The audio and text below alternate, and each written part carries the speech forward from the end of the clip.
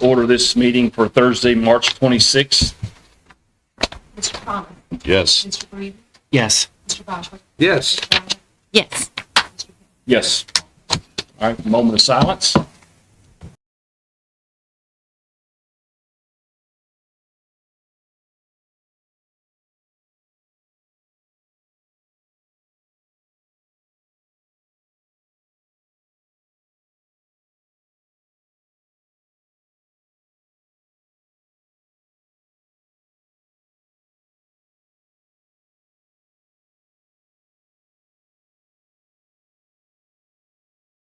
At this point, we'll have our Pledge of Allegiance by, you got something we're reading? Mr. Thomas? Yeah. All right, so doing the Pledge of Allegiance today will be Chael Cave. And I've got something to read about you here, Chael, before we rock and roll. So Shenandoah Elementary is proud to recognize Chael Cave as our student pledge leader, honoring his courage, kindness, and quiet leadership. Earlier this year, he was named Citizen of the Month, and he continues to demonstrate the same strong character each day. Returning to school this year after learning at home for a period of time, he handled that transition with maturity and determination. From the very beginning, he stepped up not only for himself, but also for others, helping his younger brother and taking on a role with our student leadership team. What truly stands out about him is the way he treats others. He is a friend to all and is especially thoughtful about including those who may feel left out.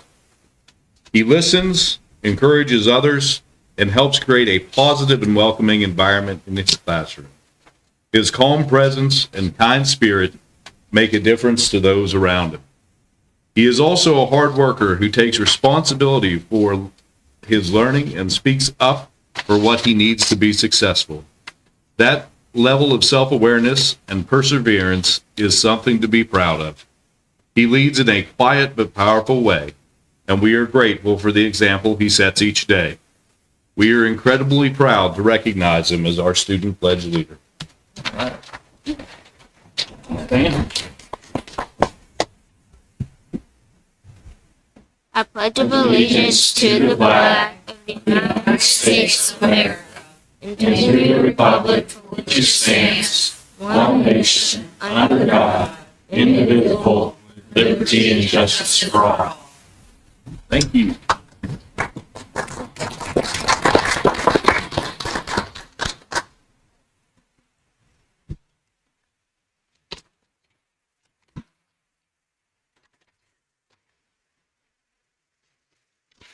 Okay, is there any agenda changes or additions? No.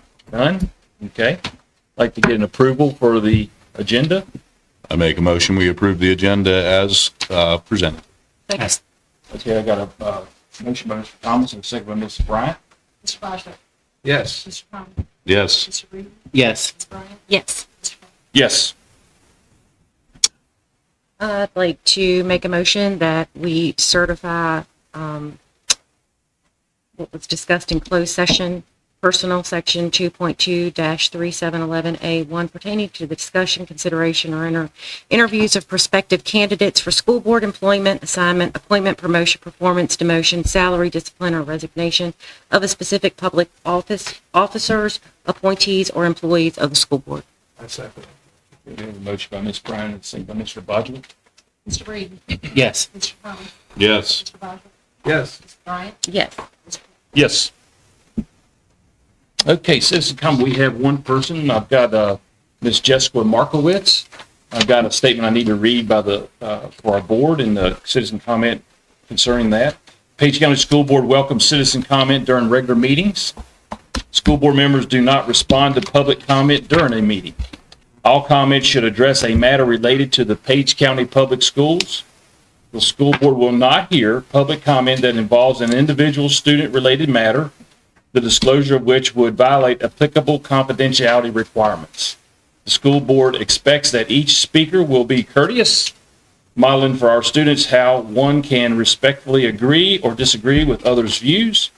Speakers will address their comments to the entire school board and not to one individual board member, nor to the superintendent, a staff member, or the audience. Speakers will have 3 minutes to present their comments from the podium. Please. Good evening. I am proud to support Lisa Markowitz as a candidate for the open District 2 school board seat.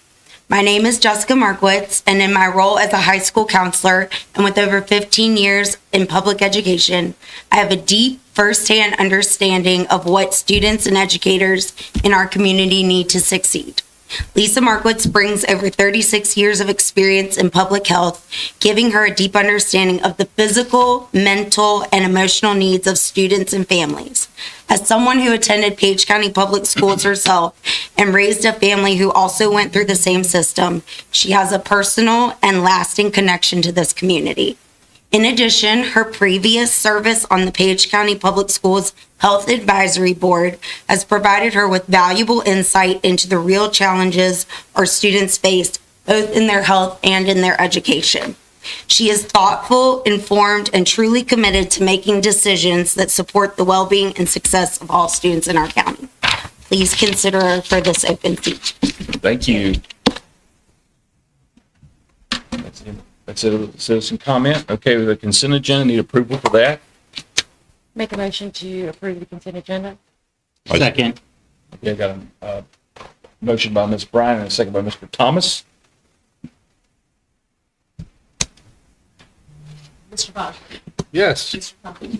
Yes. Mr. Reed. Yes. Bryan. Yes. Yes. Okay, and now we'll have our recognitions and presentations.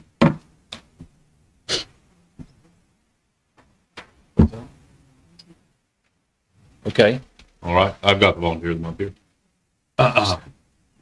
All right, so we would like to recognize Lauren Allen as our volunteer of the month. So Lauren, we are proud to recognize our new PTA president, Lauren Allen, as the volunteer of the month for Shenandoah Elementary School. She stepped into this role at a time when our parent organization truly needed direction, and she has worked hard to rebuild it while also leading the transition from a PTO to an official PTA. That process alone has taken a lot of time, communication, and follow through, and she handled it with care and persistence every step of the way. What stands out most is how dependable and consistent she has been. She keeps communication open, checks in regularly, and makes sure things don't fall through the cracks. She has helped organize staff lunches, support events like trunk or treat and pancakes with Santa, coordinated fundraisers like bake sales and the Krispy Kreme fundraiser, and is always thinking ahead about what our students and staff might need next. There have been times where she has stepped in personally to make sure something happened when it otherwise might not have.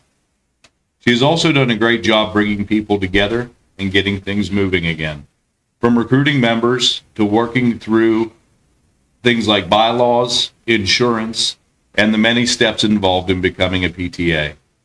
She is focused and committed even when it would have been easier to let things stall out. She deserves this recognition because of the steady, behind-the-scenes work she puts in day after day. She is helping build something that will continue to benefit our school long after this year. We are very grateful for her leadership, her positive attitude, and the care she shows for Shenandoah Elementary. So thank you, Lauren. Thank you. Are we supposed to get a picture with her somehow? Yes, okay, good. I think we need a picture. Yeah, sorry.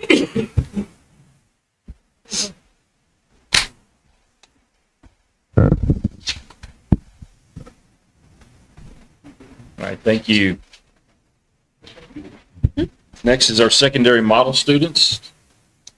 Yes, good evening, everybody. We're going to start off with our model students from Page County Middle School, Berkeley Comer. She could not, her practice got changed, so she emailed and said she couldn't make it tonight, but she appreciated it. First things first. Here we go. That's right. I'm going to read about Berkeley anyway. She is an 8th grade student at Page County Middle School who consistently exhibits leadership, teamwork, and determination.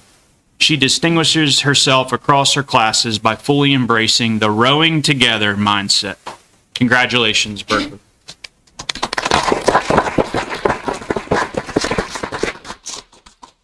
Next up from the Technical Center, we have Reese Fitton.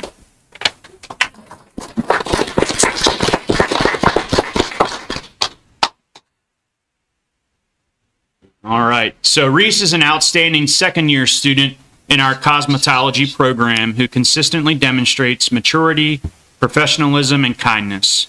Her work in both the classroom and lab is superb, and she takes pride in maintaining high standards in everything she does. In addition to excelling academically, Reese is also a talented athlete who has earned a scholarship to compete at the collegiate level. Beyond her many achievements, Reese is a wonderful young lady who treats everyone with kindness and respect. She is approachable, considerate, and always willing to help others. Reese's dedication, positive attitude, and genuine care for others make her an excellent example of the kind of student we are proud to have at PCTC. Congratulations. Yeah.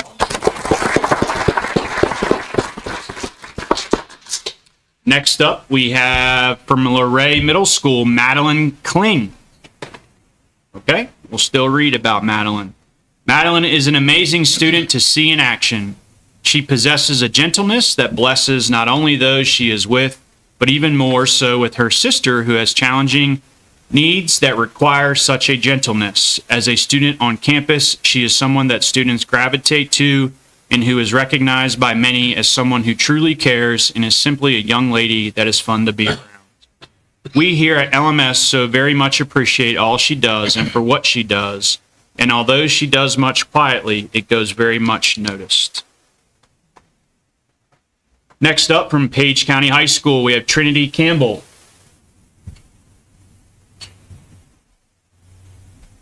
Are we doing pictures first? Okay.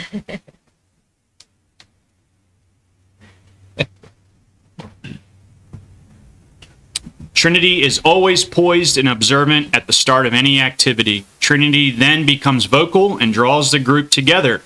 It is impressive to see how she manages to keep everyone on track and on a positive note. I have had Trinity for 3 years now, and she has always been an asset in the classroom.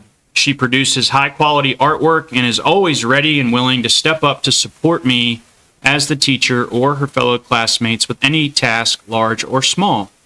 Trinity never falls behind when she is called away from the classroom for her FFA involvement. She is always on top of her work in all her classes and maintains straight A's. She serves as our current FFA president, and she was a member of the Scholastic Bowl team this year. I have enjoyed watching Trinity come out of her shell and progress into the confident, well-rounded student that she is today. Very good.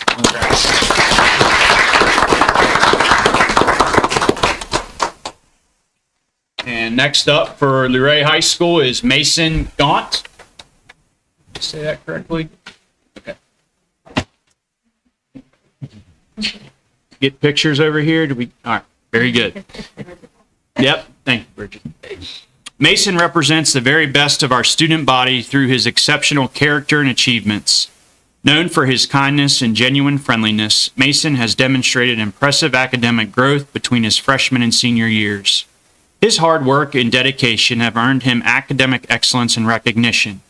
He will earn his one-year uniform certificate of general studies from Laurel Ridge Community College. He's a valued member of our academic and debate teams and is a member of the National Honor Society and the golf team. Balancing his rigorous coursework with a part-time job at Luray Caverns has strengthened his work ethic and real-world skills. His achievements and determination demonstrate his commitment to personal responsibility and growth.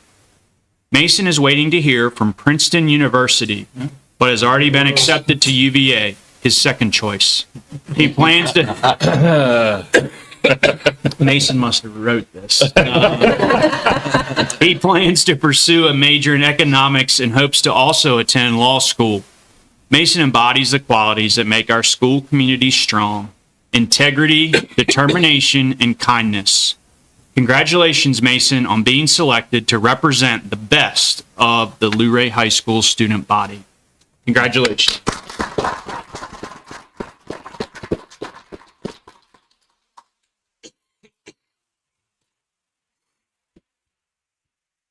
We'll have our Shenandoah Elementary instructional update.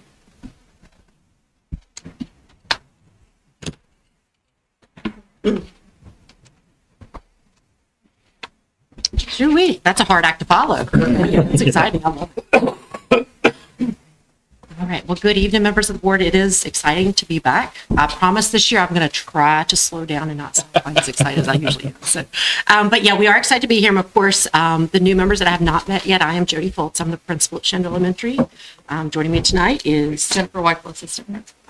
And so we're here tonight just to kind of give you guys a brief update of kind of what's been going on at Shenandoah Elementary School, where we're standing, where we're headed, and then, of course, just a little bit of icing on the top of the cake at the end. So again, we are Shenandoah Elementary School. This is a beautiful picture that our PE teacher took one morning heading into school, and we just absolutely love it. So we try to show it off as much as we can. But this year we have embraced our theme. Let's see, hang on. There we go. It was just a little bit of delay. So I did, over this past summer when we had our board retreat and all that, I kind of talked to you guys a little bit about our theme this year. Strong roots, big dreams. We're all about building those strong roots, especially in elementary school, so that when as our kids get older, they can be recognized like some of the strong individuals that were here today. They have those big dreams, getting into Princeton. I mean, that's just absolutely phenomenal for Page County. But that all starts in elementary school. And so we take that very, very seriously. But this year we wanted to kind of start out. Of course, we cannot build those strong roots and those big dreams if we don't get our kids into school. So one of our first priorities this year has been our attendance. And I think there's a little bit of a lag on this. There we go.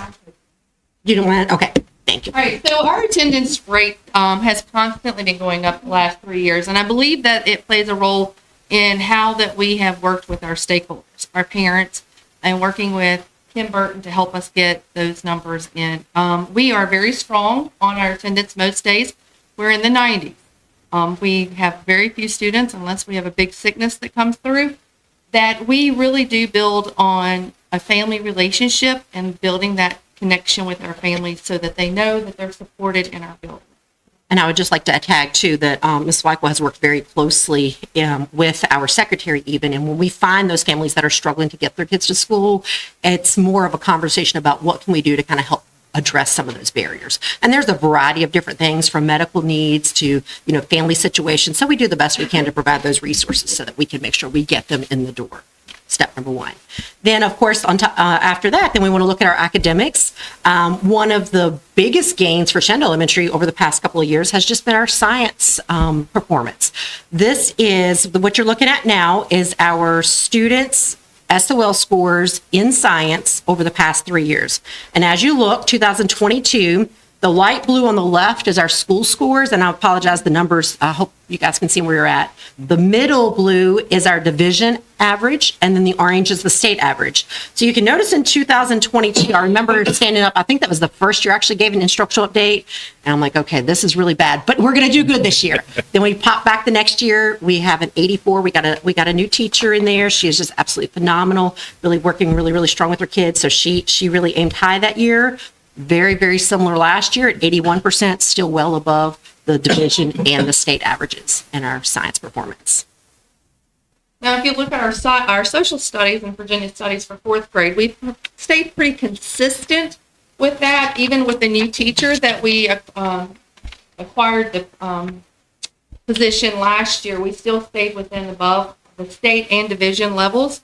And I think that it has to do with the determination that she had and the mentorship that she still maintained with the retiring teacher and working through what she needed to know so that our scores stayed the same and very consistent together. I think that's one of the things that we are strong on is our relationship with our teachers.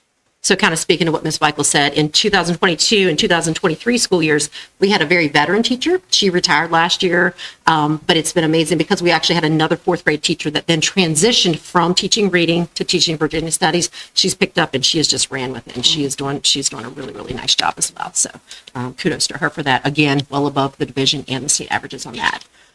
Reading is kind of where I would say we are the most consistent when you're looking at the data over the past 3 years.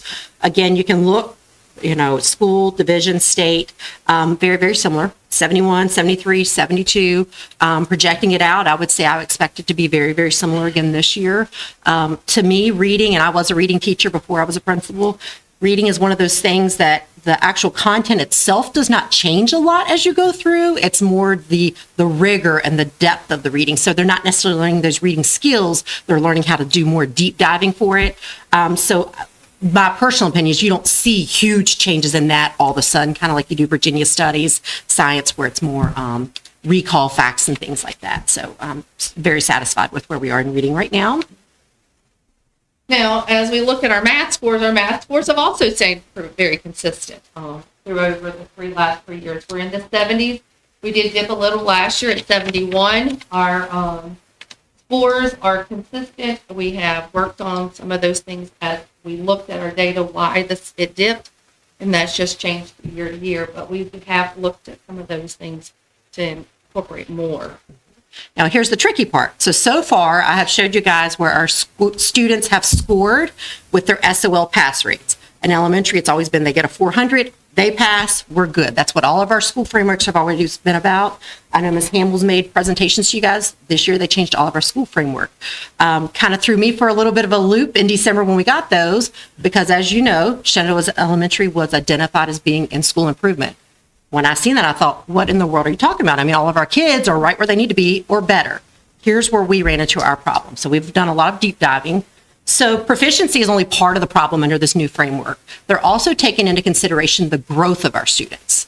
And then, of course, on top of that, our students with disabilities category is also heavily weighted. So we're kind of getting double dipped on that. So what is happening is, here on the next slide, I'll show it to you guys, and Ms. White will talk you through it. Our third graders, when they are taking their math SOL, they're scoring extremely well. So let me go ahead and advance. So they are scoring at 84%. That is absolutely phenomenal. The problem is, if it is a problem, they're scoring really well, but so fourth grade, we have to build on that. So right now, Ms. Weichel, you want to explain what's going on in this slide then? Okay, we are at 84, which we have a very strong group of third grade teachers who are really knocking it out of the ballpark. And then when we get to fourth grade, our students are supposed to show growth among the state's fourth graders. And so we're being compared to fourth graders in the state. Our fourth graders are not making enough growth. And so that dipped us, and that's where we got hit with our SOL, our accreditation, was because we dipped so low in fourth grade. And then when we get to fifth grade, we have a strong fifth grade teacher who works really, really hard, but it wasn't enough to make a recovery to gain them some of the gaps that was developed in the building from fourth grade. And then in complete transparency, I know Ms. Hamill and I have both worked on this. The trickiest part is that our growth scores, math, reading, whatever, is based on some apparently top secret student growth formula. So we're not sure exactly what all goes into that. So we're just trying to get our kids to learn as much as they can possibly do. We're really focusing this year on not just making sure that they meet that standard 400, but taking those ones that actually usually do better and really pushing them farther along. It almost takes me back to the days when we used to recognize we used to recognize perfect scores. It's almost impossible to get a perfect score now because it's an adaptive test. It gets harder the more they take, but really trying to take those kids that know math really well and just really push them even farther. Whereas before it was always just trying to get them to that mark. So it's just really a different thought process that goes into that. So yeah, that's why ultimately we are in school improvement. This along with our students with disabilities performance. So I want to touch on that next. Here you have our students with disabilities. On the left, you have our reading SOL pass rate. And on the right, you have our math. And I know it's a lot of numbers going on. The blue is our school. The orange is Page County Public Schools average. And the green is the state of Virginia average. Okay. So again, on the left, you have reading. On the right, you have math. When I was looking at this, I'm like, okay, so I see a few trends. Ultimately, our school has continued to go down each of the 3 years. I would say outside of 22, 23, we're not terribly off average of what everybody else is. So I was kind of thinking like, okay, so what is the biggest difference? I've really just been using this year to kind of really dig in, really want to understand it because we can't address it if we don't understand the root causes of it. One thing that I found that was very interesting, and when I came up with this next slide, I'm like, oh my goodness, I've got to show that. So at Shenandoah Elementary, This did not show up all the way for you. Sorry, guys. At Shenandoah Elementary. So what you can't see, you can see my red arrows over there. In 2022-23, we had 315 students. 3 years later, give me 1 second here, we had enrolled last school year 351 students. Okay, we're one of the very few schools in the county that continue to go up in enrollment. That was a difference in 11%. So we have 11% more students going to Shenandoah Elementary this past school year than they did 3 years ago. The other piece of that, though, that was really interesting to me is students with disabilities. It went from 37 students with disabilities identified at Shenandoah to 62. That was an increase of 68%. So when we're looking at those students with disabilities, ultimately we are trying to address a lot more students with very specific individualized needs with not a whole lot more staff. And a lot of the needs are very intense, and that's just the realities of it. And I'm like, okay, well, that starts making sense. So this year, you know, we've got some different strategies and things that we've been using, which we'll go into here next. So with a clear understanding of our needs, we are strengthening our roots to help every student achieve big dreams. Okay, so this is where I was talking, you know, we've identified where the causes are, so now what can we do to try to start, I'm a fixer, so you use the term fix, but make better. So of course, we have really this year embraced the idea of it's not your student, it's not my student, it's not a student who gets special education services. If you want to go ahead and advance to the next one. So you can see we've really been collaborating a lot with our teachers, between our special education teachers, between our classroom teachers. We have made, so each quarter our teachers are doing what we call like a really digging into our data.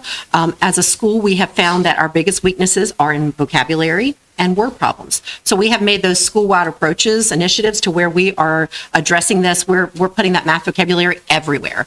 It's in the hallways. A prime example today, I just happened to walk through the gym. Mr. Benson, my PE teacher, was in there. He has a bulletin board with all these math facts on it. They were lined up waiting for the teacher to come get them. He's quizzing the kids. How many quarters are in a dollar? These are fourth graders. You know, what's 3 plus 2? As a PE teacher, he's reinforcing this with the kids. So it's not just our classroom teachers' job. It's not just our special education teacher's job. It's not just, our students. It's really a school-wide approach. And so I've been very, very proud of that this year. We have also increased our small group reading and math, because ultimately that's where you're going to get the most bang for your buck, so to speak. That's when teachers can sit down and work with a smaller group of students and really get to know them a lot better. A lot of times that's also where students are more comfortable because it is in a smaller setting. And then we are consistently progress monitoring. Right now, we're doing that about every 2 to 3 weeks, giving an informal assessment just to kind of see where the kids are. Really gives us some very specific data that we can go and address those specific issues with the kids to try to fill in a lot of those gaps to kind of get us to the next page on that. So as we support our students with disabilities, we're collaborating more with our special education teachers as well as our classroom teachers. We're diving in to where our weaknesses are, what can we do to work as a team to help our students. We're pushing in more. We have more service times, more times to help them, and small group instruction. We're targeting with progress monitoring with their IEP goals. We're evidence-based with using Sunday, as purchased by the Special Education Department, Lexia, and Spire. We also have a student support team where we problem solve, and we look at our Tier 2 and Tier 3 students. Our staff is required to keep a data dashboard, and they are looking at that. They have them color-coded so that we can work together and decide what students need and how we can best solve that problem to increase their confidence as well as their abilities to be successful in the classroom and on assessment. And then just a couple of things. I'm sure the term high-quality instructional materials is not new to the people in this room. That's what this Sunday system is. It's high-quality instructional materials tailored specifically as intervention for our special education students. Lexia, Spire, that is specifically for our students that need that additional intense intervention. So that's what they're doing. Our teachers have all been trained on that, and they're doing that with fidelity. The student support team, it is that tiered interventions, but it's more than just academics. We include our attendance, we include our behavior, we include just about any type of student needs. We have a nice little group that comes together and just discusses what those needs are, takes the concerns from teachers, passes that back to them, gives them some ideas. And so that's how we are approaching that process. But of course, we all know with all the work that we do in the world, we cannot fix this all by ourselves. We have to have our families' engagement as well. So we love our family engagement programs that we have. At the top in the little white boxes, and I apologize, some of them are cut off a little bit, you can see things we've already done this year. I'm not going to go through all of them, but we've had some really amazing things. I tell you, we have some talented students in this division. We've had a lot of different assemblies, guest speakers. You know, my PTA president was here. She's just an absolutely phenomenal. She's had a lot of events for kids. We've done a free spaghetti dinner that we had our student leadership team serving kids at. Of course, our literacy night is always a big hit. Then at the bottom are some upcoming events that we have. Tomorrow's a big day for us. We have a career day. We have, I think it's 18 different careers that will be represented by community members, and the students will go around and visit each of those. So we have a lot of things still coming up in the horizon. And of course, my favorite part, I never like to leave you guys without seeing some of our strong roots in action. So if you see here, we have on the top, this is Miss Plum's class. They won the most collected shoes. We collected over 5,000 pounds of shoes, and we got about over $2,500 in with the fundraiser. And those shoes were sent to a third world country where they were cleaned up and redistributed again. So it was kind of a win-win for everybody. That was a big So deal. that's our staff. He's loading it faster than the truck driver can get into the truck. So he told us to slow it. So these are our citizens of the month. We also had some sports players come in from Page County High School to help us read to our students. We have our talented students in our musical programs with Ms. Baker and all of the things that she wrote. That Christmas play was written by our librarian and directed by our music teacher. Then we also have our trunk or treat that we have and our veterans program. And I think we have one more picture of slides. It's really hard to pick just the right pictures, but you see some of our guest speakers we had came in. Mr. Hopkins helped arrange, Eddie Cortez, thank you. That was a really amazing assembly on bullying that the kids enjoyed. You can see, we have Food for America that we partner with Page County Middle School. The kids go there. There's a picture of our student leadership team serving at the spaghetti dinner, just some different field trips. And literacy night and Thanksgiving socials and just all kinds of good stuff that we try to have the families in for. These are the things that are happening in the building with our students. This is our mug pub. This is our school leadership team, and they come around the teachers and they serve us coffee. And they tell Miss Michael not to put too much sugar in her coffee because she's already drinking enough. And then they're outside doing activities. This is our special needs students. They are working on butterflies, and then we have a variety of activities that happen in our And class. I also want to, I'm sorry, I didn't cut you off, but I also want to point out we have our traveling musicians on there as well. Our music teacher has a traveling band that teachers sign up for slots, and they go visit the classrooms, they visit the cafeteria, and just serenade us, and it is really, really an awesome experience. And I think we got one more slide of pictures for you. Just again, this is what it's all about. These are those kids. They're out there learning, love going outside, love experimenting, just getting their hands on it, and then just making that learning fun. I do believe learning can be fun, and I do believe that's when learning is going to stick the most. So that is all that we have for you guys today. We do thank y'all very much for your time, but if you have any questions, we'll take those. But I do want to give one big shout out to Mr. Thomas for coming and reading to our students yesterday too. They loved that. Oh my gosh, I heard so much about it, so thank you for doing that. But any questions from anyone? I have one. Sure. And just because I've been out of this realm for a little while, but Ms. Weichel will know what I'm talking about when I refer to this. And the state has changed so much. So I just want to understand, do you still get reports, SPPQ, student performance by question? We do. Yes, sir. And We do. school performance by question? That's Are you correct. using that in your data to formulate, to know where your weak areas are for each student? That and is, then yes. remediation that way? Exactly. Okay. Exactly. Because it didn't point none of that out. So I was like, do they still have the SPPQ? Yeah, but see, what that does is that points out the student weaknesses, you're exactly right, but it does not give you any indicators of the growth. Right, From year no, to year. And honestly, it we don't doesn't. even know what that formula is, so I don't even Yeah. know what they're even looking for. And have you determined, is it instructional? Is it resource? Or is it something else? That is causing the growth to. No, causing the dip in the numbers in the student performance by question. Is it because you don't have the resources? Is it a new teacher? Is it new curriculum? Are you, I'm Or the sorry, are SOLs you referring changing? to like a specific year or? Well, any of the years that You you're mean testing. when you're talking about the math group, when we dipped from Yeah. 84 Okay. to. Right. Okay. I don't know. So we've had the same teachers for many, many years. To me, I'm going to be, being completely transparent. I don't know that So we've never gotten indicators on growth before. So I don't really have anything to compare it to. And the reason I say that is because I didn't see it coming because I honestly didn't even know Yeah, it that's new from the existed. state. So my personal opinion is that we do have very strong teachers in third grade that are very experienced. They have perfected the art of teaching, especially math, I would say. When we get to fourth and fifth grade, it's almost a different sort of animal, so to speak, because then we departmentalize. So we have the same teacher that's teaching the same subject to all grades. I think, too, there is just something that changes, and we're working to address this. There's something that changes between third and fourth grade where we go from this mentality to where kindergarten through first grade, we do all these small groups and all this intervention. Right. Then you get to fourth grade and it's more of a, okay, they're grown up now. They don't necessarily need that when truly, honestly, they do. And so that's been kind of the model that we've tried to switch that around. But it really is changing a thought process as well. Just the entire process is a different way of thinking. Okay. To piggyback on her, our history teacher this year, who hates math, I mean, she doesn't mind telling you that, has done a phenomenal job in win time.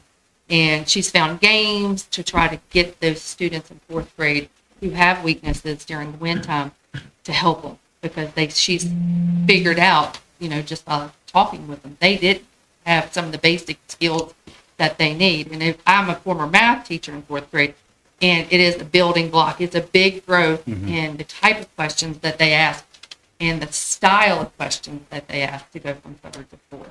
And content, yeah. It's a very similar content, but it's at a higher level. Yeah. All right, thank you. Thank you. So I've, those numbers of students increase. What was that number just for students? It was, just for students, it went up 11%. 11%. What's that number? Right, last year we were at 351. Okay, We're 365 this year, I believe, that number, that last time I checked. okay. And then the SPED, Yep, that was up 68%. It went from 37 in 2022 to 62 last year. okay, that's significant. Yes. Sometimes those are the hurdles you can't Yeah. always, pick up in a year. Yeah. And When did there- you realize it? Yeah. When did you realize this? Well, I knew it was going up, but it was not as black and white until honestly I was putting this together for you. I wouldn't know it went up. Oh my goodness, yeah. Yeah, Oh my goodness. Yeah. And it's not just that it went up, but with all due respect, they also require a lot of resources. And Right. They require a lot of intense intervention, and it's a lot. It's a lot. so in our visit with you guys, your school with Mr. Thomas on the Board of Supervisors, and with Shenandoah Elementary, each one of our elementaries have a different population and pressure, right? And what I got from the Shenandoah visit was that's a busy school, and it's got a lot of pressure on it from a population standpoint, to the point where it almost rivals a little bit of Luray Elementary. And I think Stanley, even the leadership there, would say it's right-sized, right? And then Springfield's a whole different situation. But I think one of the things we got to do better at, and of course we all had a transition with things, is that's the first thing I would start looking at, is just numbers of students. Because that's a conversation that's got to happen. The director should know that, right? And there should be some conversations like, okay, well, we got this whole new mix, right? And then even with the students beyond the SPED, the extra 15 or so students, you don't know where they're coming from, right? We're some we can. Okay. We're seeing an increased trend. I can see a trend in students in our area, families in our area that are commuting to McGaffeysville, that are commuting to Harrisonburg. So we're starting to see, it's 25-minute drive to Harrisonburg. So we're getting a lot of that. We're also starting to see more of a Hispanic population coming to Shenandoah. Okay. And I think because it is kind of a safe spot, but it does still have access to Harrisonburg. And just my personal opinion, Right. I think that's where a lot of our population increase is coming from. Yeah. That's very interesting. This is very unusual for our county schools. Maybe it's not. First I've heard it, something this kind of drastic.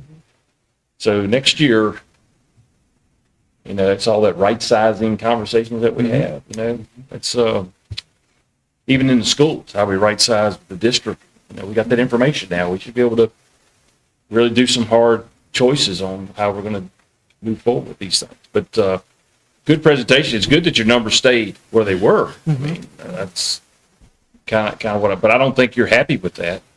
No. I don't sense it in your voice, either one of you's voice, that you're happy with that. And that's a good thing. That's what you strive for. Yeah. I'll ask another hard question. Based on the growth in special needs, are you staffed sufficiently? So my personal opinion, again, special needs, I do feel like we are staffed sufficiently. Last year was very much a rebuilding year for us for special education staff. I mean, essentially, we just completely started over last year for the most part. We have one experienced special education teacher that's just done amazing. We had basically 2 brand new ones last year. Last year, we were really focusing a lot on the legal documentation piece of it.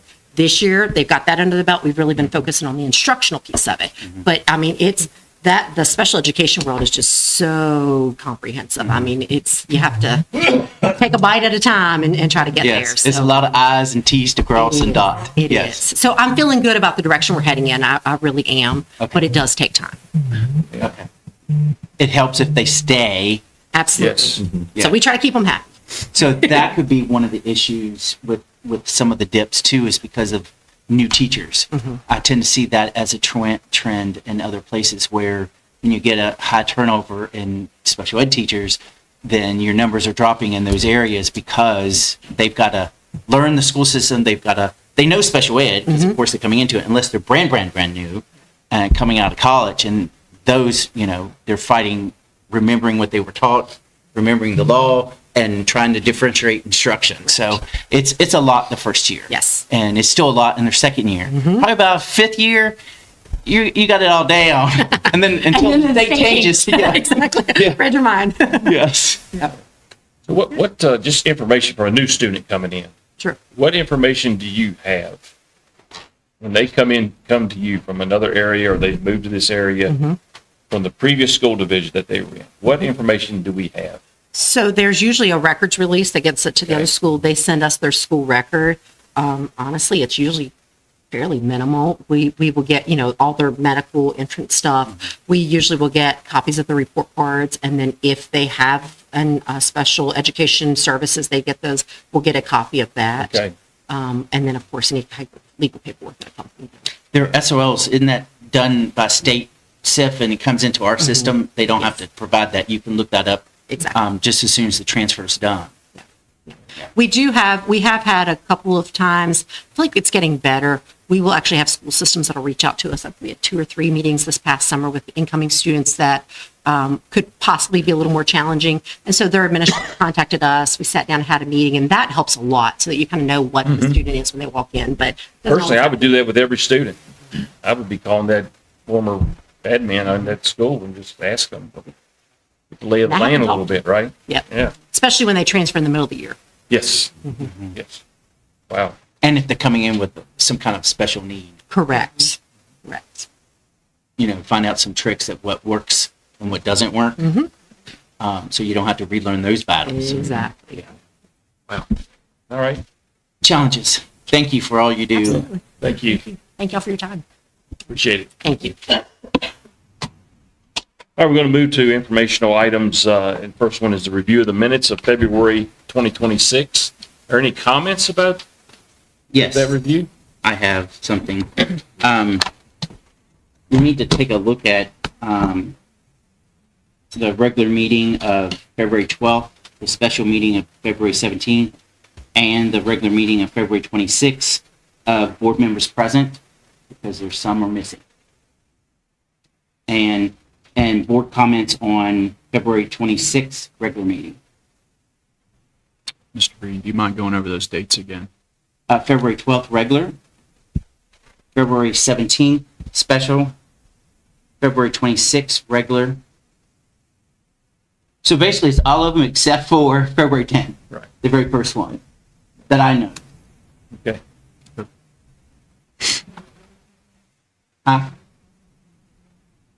At the February 6th regular meeting, it's board comments. I know there were board comments, but there were none listed. Even as brief as it may have been, there's nothing there. And that's all that I had time to really check. Yeah. Anybody else? All right. Interviews for District 2 applicants. We're going to start, I guess, in this order that's on this. So, Mr. Griffith.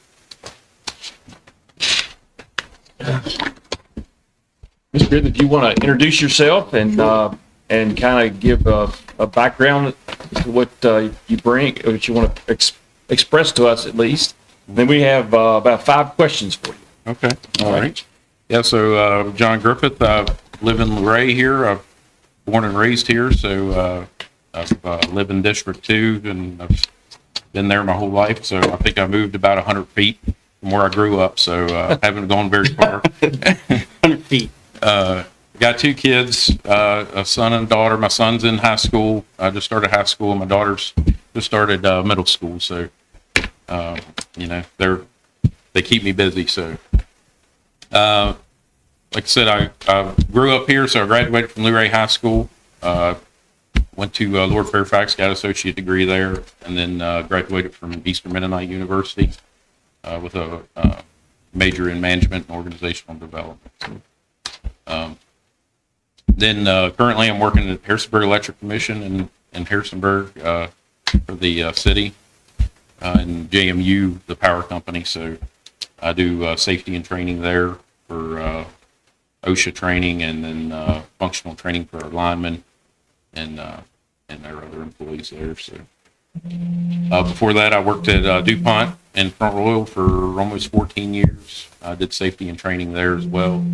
I developed a learning management system for the site and for different departments. And in the last probably 5-ish years, I was in the safety and health department there, doing occupational health, OSHA, and environmental control the others. A little bit about me. All right, thank you. Mr. Thomas? Yes.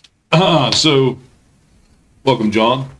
What motivates you to serve on the Page County School Board, and how do you believe your background prepares you to represent the citizens of District 2? Sure. So what motivates me? I've got 2 kids in the school system, so they are my number one vested interest there. So also I've coached youth sports for 20 plus years. I've coached everything from soccer to baseball, but softball, football, and recently lacrosse. So I've watched hundreds of kids. I've coached hundreds of kids over the last 20 plus years. So I've seen the needs, talked to parents, heard their concerns, even teachers and administrators. So I've heard those concerns, and that motivates me to want to provide a quality education for our students. What qualifies me for District 2? Like I said, I was born and raised there. Rode my bike on those roads. Went door to door for fundraisers for school and sports. So these people are my family members, friends, longtime neighbors, and acquaintances. So I know their needs and concerns, and feel like I can represent that for them. Thank you. Thank you. John, this is the budget time of year for the boards, and that makes everybody excited and gives us a lot of fun. Yeah. School boards must balance the student needs, fiscal responsibility, and community expectations. How would you approach making difficult decisions when these priorities conflict? Yeah, that's a tough one in any organization. Trying to manage all that takes a lot of communication. It takes prioritizing the important issues. I think you've got your core values such as school safety, quality education. Those things should always come first. And then, probably looking at some of your lower budget or no cost items such as policy changes and things like that that can kind of be quick decisions, maybe not, get into the budgets as much. And then I think you probably have bigger infrastructure things that would be higher budget, maybe long-term planning, that kind of stuff. So it really requires, getting out in the community, getting out in our schools, finding out what our community needs are, finding out what our administrator and teacher needs are, and making our best decisions in this room to try to do that as much as possible. Obviously, you can't spend money you don't have. So, we don't want to raise taxes and get into that kind of stuff. So, Thank you. yep. How would you define the role of a school board member in relation to administrators, teachers, parents, and the public? Yeah, so I see the school board as support, as an advocate, as a voice for all those people. Like I said in the last question, I think, school board members should be getting out to the community, going to community events, going to school events, talking to those people and figuring out what the concerns and the needs are. Definitely talking to our students, getting input from them. We've got some in this room in this process. I think that was a good upgrade to this meeting. I know back during COVID, I remember, watching these school board meetings, and we had students zooming in to give their input and their needs. So it's communicating with all those people and coming here to represent them and their voices. What do you see as the most pressing challenges facing Page County Public Schools, and what principles would guide your response to those challenges? Yeah, so I've got a couple. I think retaining teachers means a lot to me. I think a lot of times we get teachers out of college, we train and develop them, and then they leave us for another county or another school system. I think it's consistency for learning, and provides a quality education for our students by getting that consistency from them. I think it's something to be said for being out of school for 10, 20, 30 years, going into Walmart, going to a restaurant, and seeing one of your old teachers and being able to thank them for extra time that they spent with you, or even, teaching you life lessons that wasn't necessarily in the textbook. So I think that's one of the challenges I see. I feel strongly about. One of the others is Chromebooks and screen times. I know as a parent, I'm, on my kids about limiting time on their phones and on their video games and that kind of stuff. I know we have the cell phone policies in the schools, which I think is great. I would like to see that go a little bit further to our Chromebooks. I think they spend a lot of time on those, do a good part of their day. I know there was a proposal for some textbooks I saw in the last meeting. I think that's a great start, especially for the English and language arts part of it. I think there's something to be said for kids reading books and using a pencil and paper. I think I have a lot of value in that, and think that's definitely where our quality of education starts. And the final thing would be, I think it's been mentioned quite a bit in these meetings, infrastructure. I know we have some aging buildings. I've personally been in the 2 middle schools recently. There's some opportunities for improvement in both of those, and I understand there's some other buildings that could require some stuff there too. Those are bigger budget items. It's not something that would happen overnight. I understand that, and takes some long-term planning and budgeting for that, probably over a year. So, Describe a time when you had to work with people who you strongly disagreed with, and how did you handle that situation, and how would that benefit you serving on this board? yeah, so I'm a safety guy, so I'm not always the most popular guy in the room. You and Mr. Thomas. Yeah. So that's pretty common in any organization. I feel like, I know from my perspective, an example of that would be if OSHA regulations changes, and then, you have to go to people who's been doing that work for 20, 30, 40 years and tell them you can't do that like that anymore. They don't really, it's tough because, they have a lot of pride. They have a lot of work ethic there.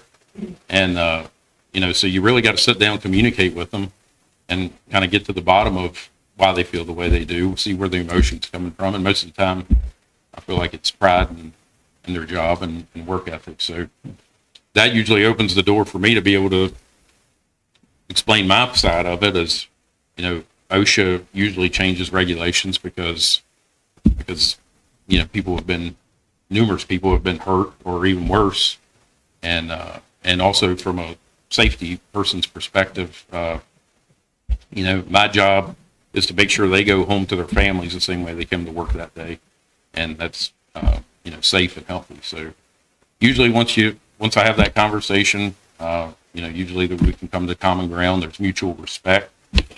Doesn't mean they necessarily always agree, but there is mutual respect. And then, you can come to some type of common ground and even compromise. Sometimes I've found where, maybe we still follow the OSHA regulations, but we can still do these tasks to still to work efficiently and get that job done the way it's supposed to be done. All right. Thank you. Appreciate it. Yep. Thank you. Thank you all. So next one would be Miss Markham.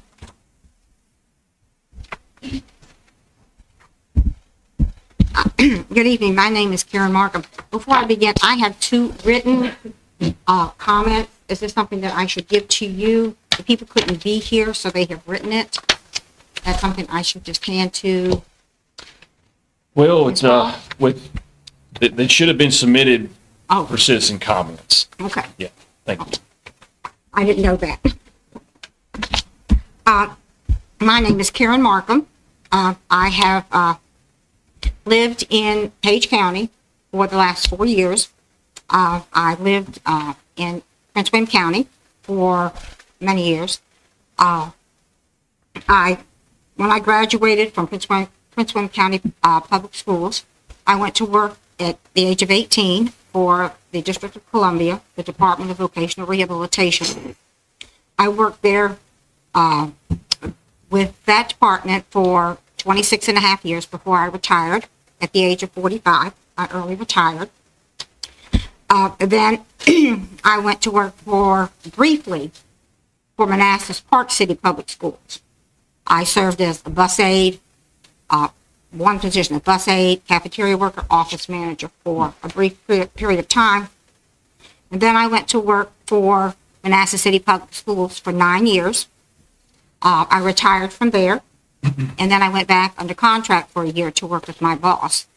When when my husband and I moved out here, I worked at Choices for about 4 or 5 years. Then I worked at Dean's Chapel Cemetery, and then I began my career in the educational field. I went and started working at Mount Carmel Christian Academy. I started there as a pre-K aide, and I worked in that for a year. Then I went back after that and worked as an aide for the several months for 3rd grade, and went back with the same students for 4th and 5th grade. This year, I went back as a substitute teacher for Mount Carmel Christian Academy. When I worked for the district government, excuse me, my voice is terrible. When I worked for the district government, I went in as a clerk typist at the age of 18. And I began my career there and worked as a staff assistant when I retired to the director for the Department of Vocational Rehabilitation Services. Having moved out here, when we moved out here, I was still working in Manassas City Public Schools. So I told my husband that I was going to go ahead and early retire. So I guess that's pretty, and briefly, prior to my retirement from Manassas City Public Schools, I was the treasurer and secretary for my husband's that I set up a home HVAC business for him. And I worked there setting up the books and working with Virginia tax retirement, taxation, and IRS to set up the books there. When I worked for the federal government, I worked with the regional and local federal government in interfacing with them because our program was 80% federally funded. The other 20% was DC money. So we had a budget that we had to work on. We had to create. We had to meet deadlines. The Social Security Administration was also in our department. They were 100% federally funded, but they still had to submit a line item budget. And I worked with the person who was responsible for that program, which oversaw all of the applications for Social Security disability for district government employees. Residents. So I guess you have any questions? Yeah, we have questions for you. Thank you. Yes, All right, thank you, Ms. Parker. Okay. What motivates you to serve on the Page County School Board? And how do you believe your background prepares you to represent the citizens of District 2? Because I have only lived in District 2 for 2 years. The previous years, I lived in District 1. I believe that my experience in working in the school system as a teacher, as a teacher's aide, also, I'm also a mother. And my son had a very difficult time in school. He was one of your problem children. Very, very problem. I have met with principals, assistant principals, teachers, and even the superintendent of public schools regarding my son's behavior in the school. I have fought with them because they always wanted to put him out of school instead of doing in-school suspension. So I know what it is to have a child who really needs to have the coordination between the teacher and the parent. As a matter of fact, in high school, my son was in distributive education, and his high school counselor was my world history teacher in high school. And she was so great. She was great. Her name was Miss Orr, an old maid. And my son, because he took distributive education, he had to leave half a day. Well, of course, he had to have a vehicle for that. So, because my son didn't want to be there, his terminology was D meant done. That was his concept of school. So my son would have to put his keys on Miss Orlick's desk every morning. And if the keys weren't there, I got a call 5 o'clock the next morning at home, ask me why my son wasn't at school. I attribute her as the reason my son was able to graduate. I know, I think parents really need to be involved with their students. And that includes being involved with the teachers and being involved with the administrators, because kids need that.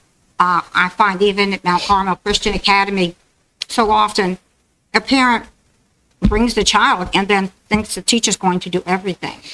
But the parents need the teacher's help. And that's one of the big things that, I'd like to, see in my district. I went to mapping and had them print me out a listing of all of the locations, because I'm a transplant. I'm not from here. So that, I would know what districts, what streets and people that I represent in my district. So that's why I would like to get involved, because I'd like to see the school and the parents. I'd like to see everyone, a complete involvement with staff. We don't even have that at Mount Carmel, and they're paying the tuition for the students to go there. But they're still, they want the teachers to teach them. They're not helping their child at home at school. So that's what kind of got me, I'd really like to see that kind of involvement. When I worked for Manassas City Public Schools, I first went in and worked with the assistant director for the school system, and the part-time, and then the other half of the day I worked for the supervisor of health services and professional development. So I was involved in setting up the workshops, identifying presenters, setting up the locations for the workshops, getting the materials, so that all of the staff within the school division could earn their professional development points. We also did the school health advisory board for the school division. So I've had a lot of exposure to different aspects of the educational program. Thank you. Karen, school boards must balance student needs, fiscal responsibility, and community expectations. How would you approach making difficult decisions when these priorities conflict? And they conflict. My first thing would be to identify what your priorities are. Is it this, this, or this? And then once you've identified your priorities, then look at your funding, your need for funding.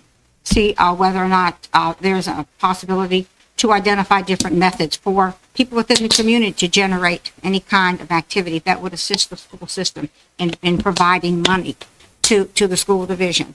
This is one thing because Mount Carmel has to, exist on its tuition. This is one of the things that they frequently do at Mount Carmel. They'll do pizza meals, they'll do ice cream, and different things because it is such a very small school.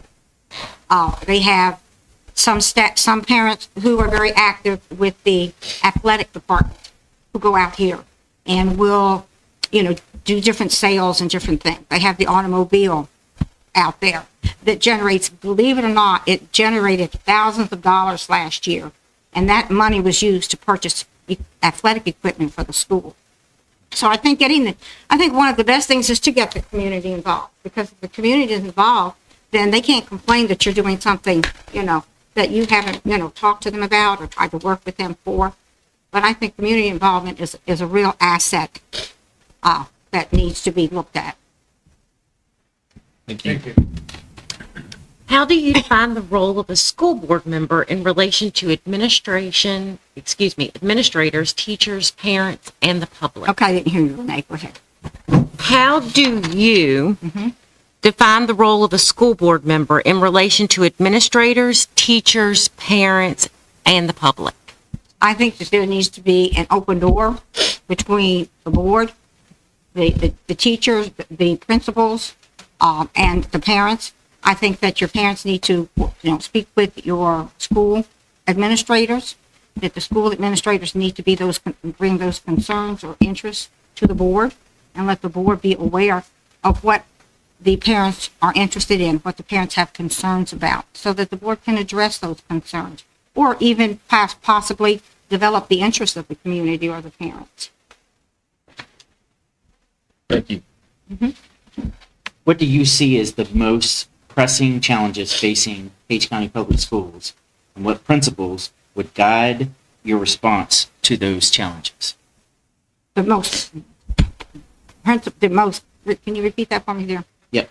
What do you see as the most pressing challenges facing Page County Public Schools, and what principles would guide your response to those challenges? Okay, I think that the most pressing thing is probably your funding, the funding that the school system has to work with. I think that you have to identify what your money is going to be, identify your priorities, and then see what you can do based on your funding. And what a lot of times I have found in working with the school system that the school board or the school districts are given certain guidelines or certain things that they need to do or accomplish during the school year from the Richmond, from your state Department of Education. And that you have to look at that and make sure, like your SOLs and your other requirements. Thank you. Describe a time when you had to work with people who you strongly disagreed with, how you handled the situation, and how it would apply to this board. When I was worked for the District of Columbia government, I was a supervisor for the clerks. And one of our clerk typists was paranoid schizophrenic. Oh, wow. Yes, because she was a client, because I worked for the Rehabilitation Services Administration. I had to assign her job, but she was to work that she was to be given each day. I had to review her work for her. And it was difficult for her because sometimes she was on her medications and sometimes she was not. I always had to remember that she was an employee. Even though she was also a client, she was still an employee. And I just had to work with her And there were occasions where she and I would meet with our supervisor to talk to, if she was upset with me, then it made good sense to get somebody else involved who could look at it and see both sides. I also had a situation where in one of the schools that I worked, I was teaching some of the students, and one of the students refused to do what I had instructed her to do. And so we had to go in and we had to meet with administration about this. And the administrator allowed us the opportunity to each write our own story, what had happened, what had transpired, and what each one of us did. And I found that to be very helpful, because then the administrator was able to go in and talk to the individual, the student, and say, hey, this is what she has said, and this is what you have said. And of course, the student agreed. But I think that teamwork, I'm a team player. My last boss for the District of Columbia government, she was very difficult. She had like 5 directors under her, and she would give them an unrealistic time frame. And then they would come to me and they would complain. And so I would go with them and I would work with them to try to accomplish that goal. And my boss says, well, why are you helping them? And I said, because the job has to get done, you know. And so I found that teamwork is a very, you know, if you work with somebody, you're not going to have the turmoil. You're not going to have somebody upset with you. And so that, to me, teamwork and sitting down with the third person to work with a problem, if you can't work out the problem with the individual, has been most helpful for me. Yeah. Well, thank you, Ms. Markham. I appreciate it. Yeah. Next up is Cody Henry. Good evening, school board. Tell you a little bit about myself. So I am also a transplant to Luray, Page County. I have been in the area 9 years and have absolutely loved it. You guys are a welcoming community. I do have 2 kids in the school system, one at elementary school still, Springfield, of course, and then my son just started 6th grade in the middle school. My background is in the compliance space, insurance compliance. So I currently lead the North America compliance division for a company called Foundever. We're a global company with 150,000 employees, and we work with many different clients across the North America region in that insurance space.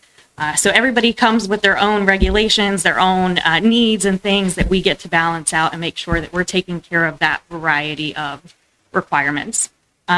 We do have, being global, we do have team members in both the U.S. and the Philippines. So I have the opportunity to work with many different cultures, which has been a blessing. It's quite a lot to learn, but that diversity brings a lot of benefits to my team.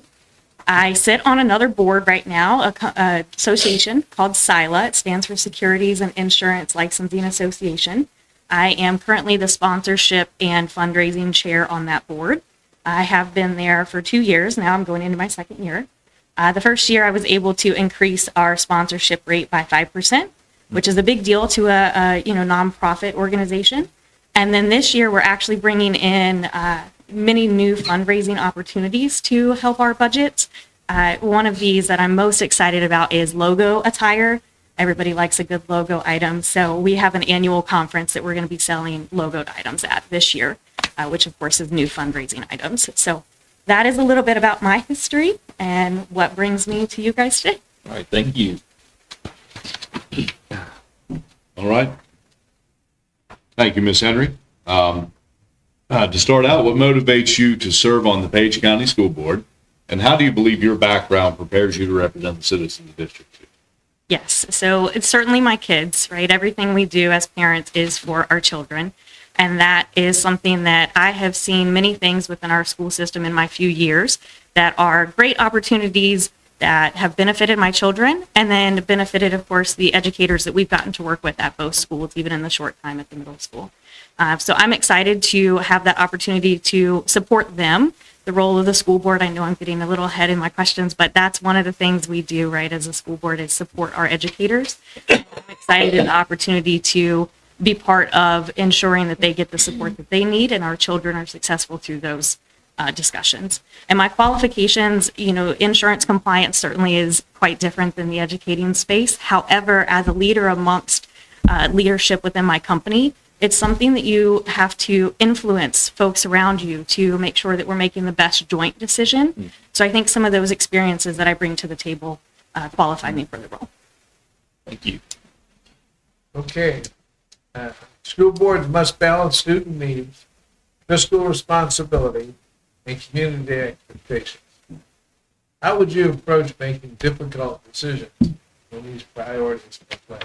Sure. The budget is everything. You know, if you get that wrong, you're upside down to begin with. So, Yeah. That's correct. God help us. yes, sir. That Yes. firsthand.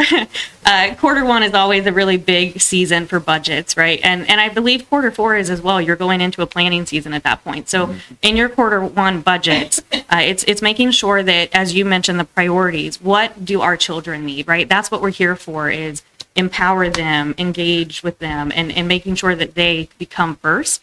Of course, our community is important. That's what we're here, is to support the community and the children that are in our community. But the kids is first, right? We've already heard about different school buildings and things like that. The technology, that's what, in my opinion, comes first, is the children. And then we balance from there what the community may need, what the parent feedback could be, what the educator feedback could be, and looking at the budget and balancing it. But it always starts with the kids. Thank you. Good, thank you. How do you define the role of a school board member in relation to administrators, teachers, parents, and the public? Yes. So that is an interesting one. Most people, at least I believe most people, see it as an operational space, but I completely disagree with that. We heard today from your principal and the assistant principal at Shenandoah that they are running the day-to-day operations for the children, and we are here to support them and help them govern the processes that they need to be successful for those children. So I think ours is more of a, we'll say, oversight, that they get the support that they need, that they have the right guidance to take care of the children that are in their daily care. Thank you. What do you see as the most pressing challenges facing Page County Public Schools, and what principles would guide your response to those challenges? Sure. An interesting question or interesting thought is technology, right? We know technology continues to change at a rapid pace, and our kids are thrown into that in many different spaces, at school, in their personal lives. Yep. Of course, my friend has such and such, and so I think technology is a really big piece to that, which personally, I'm a pen and paper person. However, we can't live in pen and paper anymore. You're not going to be able to do it in the world that we live in today. So I think technology is the biggest piece that we have to focus on, and making sure that our kids can be successful with that technology that they're given. And of course, us helping them understand how to use it appropriately, not playing games. It's not always about Roblox or whatever the kid may be into. It's understanding the benefit behind that. Your notes, you take notes on that tool, and it's a quick search. If I'm taking notes on pen and paper, I have to flip through all my pages to find that note now. So there's many benefits to technology. It's helping them learn how to use it the best way. Thank you. Yeah, describe a time when you had to work with people who you strongly disagreed with. Tell me how you handled that situation, how that would apply. Sure. I think influence is very important, but I also feel like feedback is very important. Why am I in a difference of opinion from this other person? What is the reason that they're thinking the way that they are? And what is the reason that I'm thinking the way that I am? And how do we bring that to a discussion to understand how to either find a balance or find a way to influence each other to find that best answer, of course, in this space for our children. Thank you, Ms. Henry. Yes. Appreciate it. In an interview process, are you guys open to questions? Well, we haven't been, Okay. but if you want to reach out to me personally or someone else on the board, you can do that. For Okay. Sure. Yeah. Thank you. Yeah, thank you. Yes, sir. Yep. So, Miss Lisa Markowitz. Well, that's Thank you all for all your interest, and everybody, it certainly brings a lot to the table, and I'm very impressed and excited that we have 4 people that are interested. Yes. Children are worth it, so that's Yes, great. they are. So good evening, Chairman, members of the school board, the administration, superintendent, and citizens of Page County. My name's Lisa Markowitz, and I appreciate the opportunity to speak in support of my interest in the position of the District 2 School Board.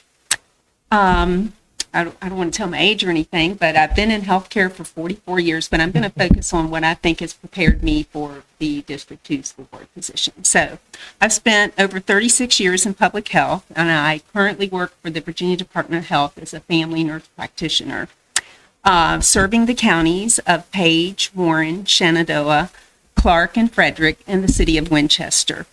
Throughout my career, my whole work has been centered on children and families, communities.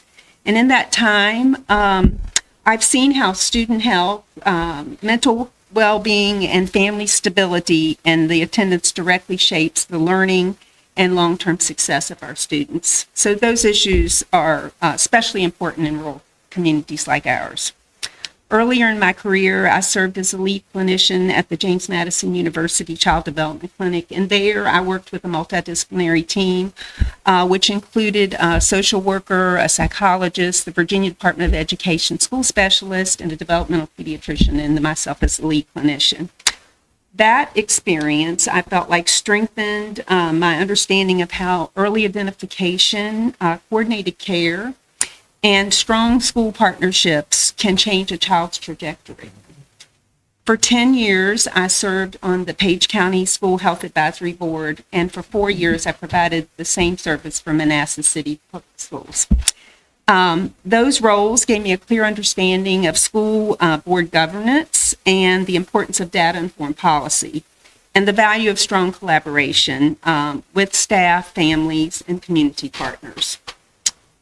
So District 2, like the rest of the districts in our county, they have meaningful priorities that we need to be concerned about. And some of the things I think come to mind is improving student attendance, expanding access to mental and behavioral health resources, strengthening family engagement, and ensuring students are prepared for life after graduation, whether that means college or career or workforce development. All of these priorities that I talk about, I have worked extensively on those in my position and the things that I've done in my past service. I've been on the Healthy Families Boards regionally for the whole region, as well as locally for Page and Prince William counties. I had a rental in Prince William, and I worked there, so with the Department of Health, so that's why I have all that stuff going on with those places. I also worked in Smart Beginnings with the Greater Prince William area. And then I was also appointed by the governor of Virginia in the past to serve on the Maternal and Child Health Advisory Committee. So across all those roles, my focus has always been on addressing the barriers that affect students long before they show up in the classroom. I also served on the advisory board at James Madison University, supporting students who were seeking accommodations that had special needs. And that experience reinforced the importance of equity, early identification of needs, and a smooth transition for students at every stage of their education. Page County is my home. I attended Page County Public Schools my entire life, as well as my children and my husband. Our family has deep roots here, and we want to give a strong commitment to listening to District 2 families and representing their perspectives with care and respect. If appointed, I will bring a collaborative, student-centered approach grounded in public health, community partnerships, and a deep belief in the potential of every child. I'm here to serve, to listen, and to help strengthen the foundation that supports our students, our educators, staff, and community. Thank you for your time, your consideration, and certainly for your dedication to Page County Public Schools for everybody. All right, thank you. All right. Thank you for coming, Ms. Markowitz. So I guess I'll give you the time to rehash what you just said with my question.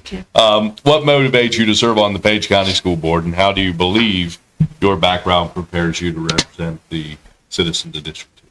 So I believe that my background has prepared me to start serving immediately. You just jump right in. Public health has similarities to education. You know, it's all about prevention is our number one thing. Early intervention, making successful people, working with community partners. So I feel like that. I live in District 2, certainly. That's why the four of us are here. We live in District 2. I grew up here. You know, I'm well aware of the challenges and strengths that we have. And so that's how I feel like that would be ready to serve.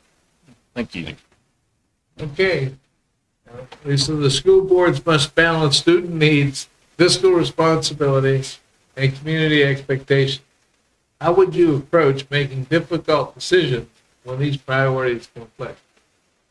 Well, we always know that budgets are very difficult decisions because the most important thing is to identify what the needs are to make our children successful. So we have to make sure that we're supplying them with the tools that they need, supplying our educators with the tools they need. Look at what we can cut, look at what we need to put more investment in. And it has to be data driven. You have to look at your data because you're always going to make somebody happy and somebody else is not going to be happy because you can't have everything. But you know, in the real world, if we had a magic wand, we could certainly make that happen. How do you define the role of a school board member in relation to administrators, teachers, parents, and the public? So I think role clarity is important. So I see the school board as a governance, you know, that we need to make sure that we're in compliance with state guidelines, state legal aspects, that we're following district policy, that we're, you know, performing what we were hired to do in this position or what we volunteered to do, I guess. I see that the school administration, it's our job to like figure all this stuff out here, but it's their job to really do the day-to-day activities. You know, they have the education, the background, perform well. They're good at what they do, and it's our job to support them in that role and not micromanage. For our teachers and our educators, you know, they're the front line. We have to be there to support them because they're going to make a difference in a child's life. Like my colleagues here have said, you know, everybody can remember those educators that made a difference. I can remember them. And they are like super important for our children to succeed. Thank you.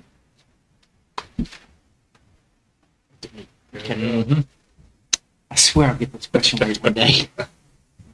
What do you see as the most pressing challenges facing Page County Public Schools, and what principles would guide your response to those challenges?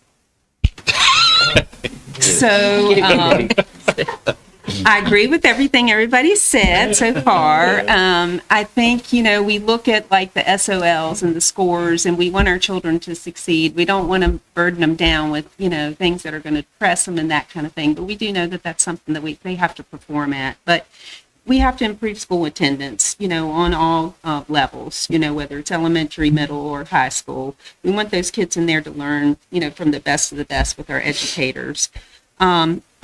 Because of my medical background and the experience that I've had on these advisory boards and stuff, I feel like that we need to expand access to mental and behavioral health resources.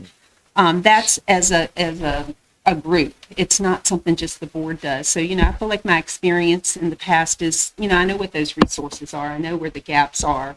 You know, I was a screening provider for regionally, which was Albemarle, Rockingham, Page, Augusta, for developmental disability waivers. So, you know, I know what those resources are, how we connect those children to make sure they're successful. And we also, you know, also screened all the way up to, you know, the age when they're coming out of school, when they're, you know, beginning their life. So I think that's important. I think we need to have, make sure that we focus on strengthening family engagement because that's a central part of their life. You know, we have them in school, a great portion, but we need the families. It's their children. They want to be a part of it. We need to hear them. We need to have open communication. We need to have transparency. And ensure, in the end, it's all about student success. We need to ensure that our students are prepared for life after graduation. So whatever that might be, whether they want to go out and work in the community, they want to go to college, they want to do a trade, all these things are important. Just make them successful. So we have to realize that's what our priorities are. What do we need to do to make that happen? Thank you. Thank you. So last question. Describe a time when you had to work with someone you strongly disagreed with, how you handled the situation, how it would apply this board? So I guess if we're all honest, we can say that we've all worked with difficult people, and we probably have been difficult at times, if we be honest. So we just can't place that Honest all on answer. them. I think it's important to sit at the table, to share your perspective as one voice and your voice for your district. But at the same time, listen to the perspectives that the other people have that you might disagree on, and look at what the shared goal is. What is the outcome? And sometimes you have to just compromise a little bit because you want to continue to have that open dialogue. You want to continue to have that commitment from people. So there's always going to be disagreements. And I think from a school board standpoint, what you have to remember is you have members. Everybody's bringing a different perspective. We all have the common goal. If we don't agree, we discuss it, we deliberate on it, and in the end, whatever that decision is we need to be unified on that and move forward so that we are able to provide for our students, faculty, administration. All right, thank you. So we'll go to our next item, which is the HR and business operations update. Dr. Johnson? Good evening, members of the school board. Tonight, I'm going to focus on human resources. And the reason for that is the timing of the year. It's hard to believe that over the next 6 weeks or so, we are really zeroing in on staffing for next year. And so I know that we've got a number of folks that are new to the board as well, so I'll try to be as brief as I can, but I also want to lay some groundwork so that in upcoming conversations, you all will be deciding on contracts, things of that nature at the end of April into May. And so that's my emphasis tonight. Okay, thank you. Yep. So I wanted you to know it's been a very active hiring season. We have been, Marina Comer is our HR specialist. See her pictured there at one of our setups. We have been on the road. We've hit 5 different colleges and universities. And it's been good. I've got to tell you, Mr. Breeden mentioned, and when we're talking about special ed teachers, mentioned, college degree and licensing and that sort of thing. 56 total candidates between 4 college and university job fairs. I can tell you 10 years ago, that number would have been 256. It is mind-blowing how few college grads, teacher candidates there are today. So over those 4, Bridgewater, JMU, Randolph College in Lynchburg, and Millersville in Pennsylvania, 2 of them, we saw over 100 school divisions represented.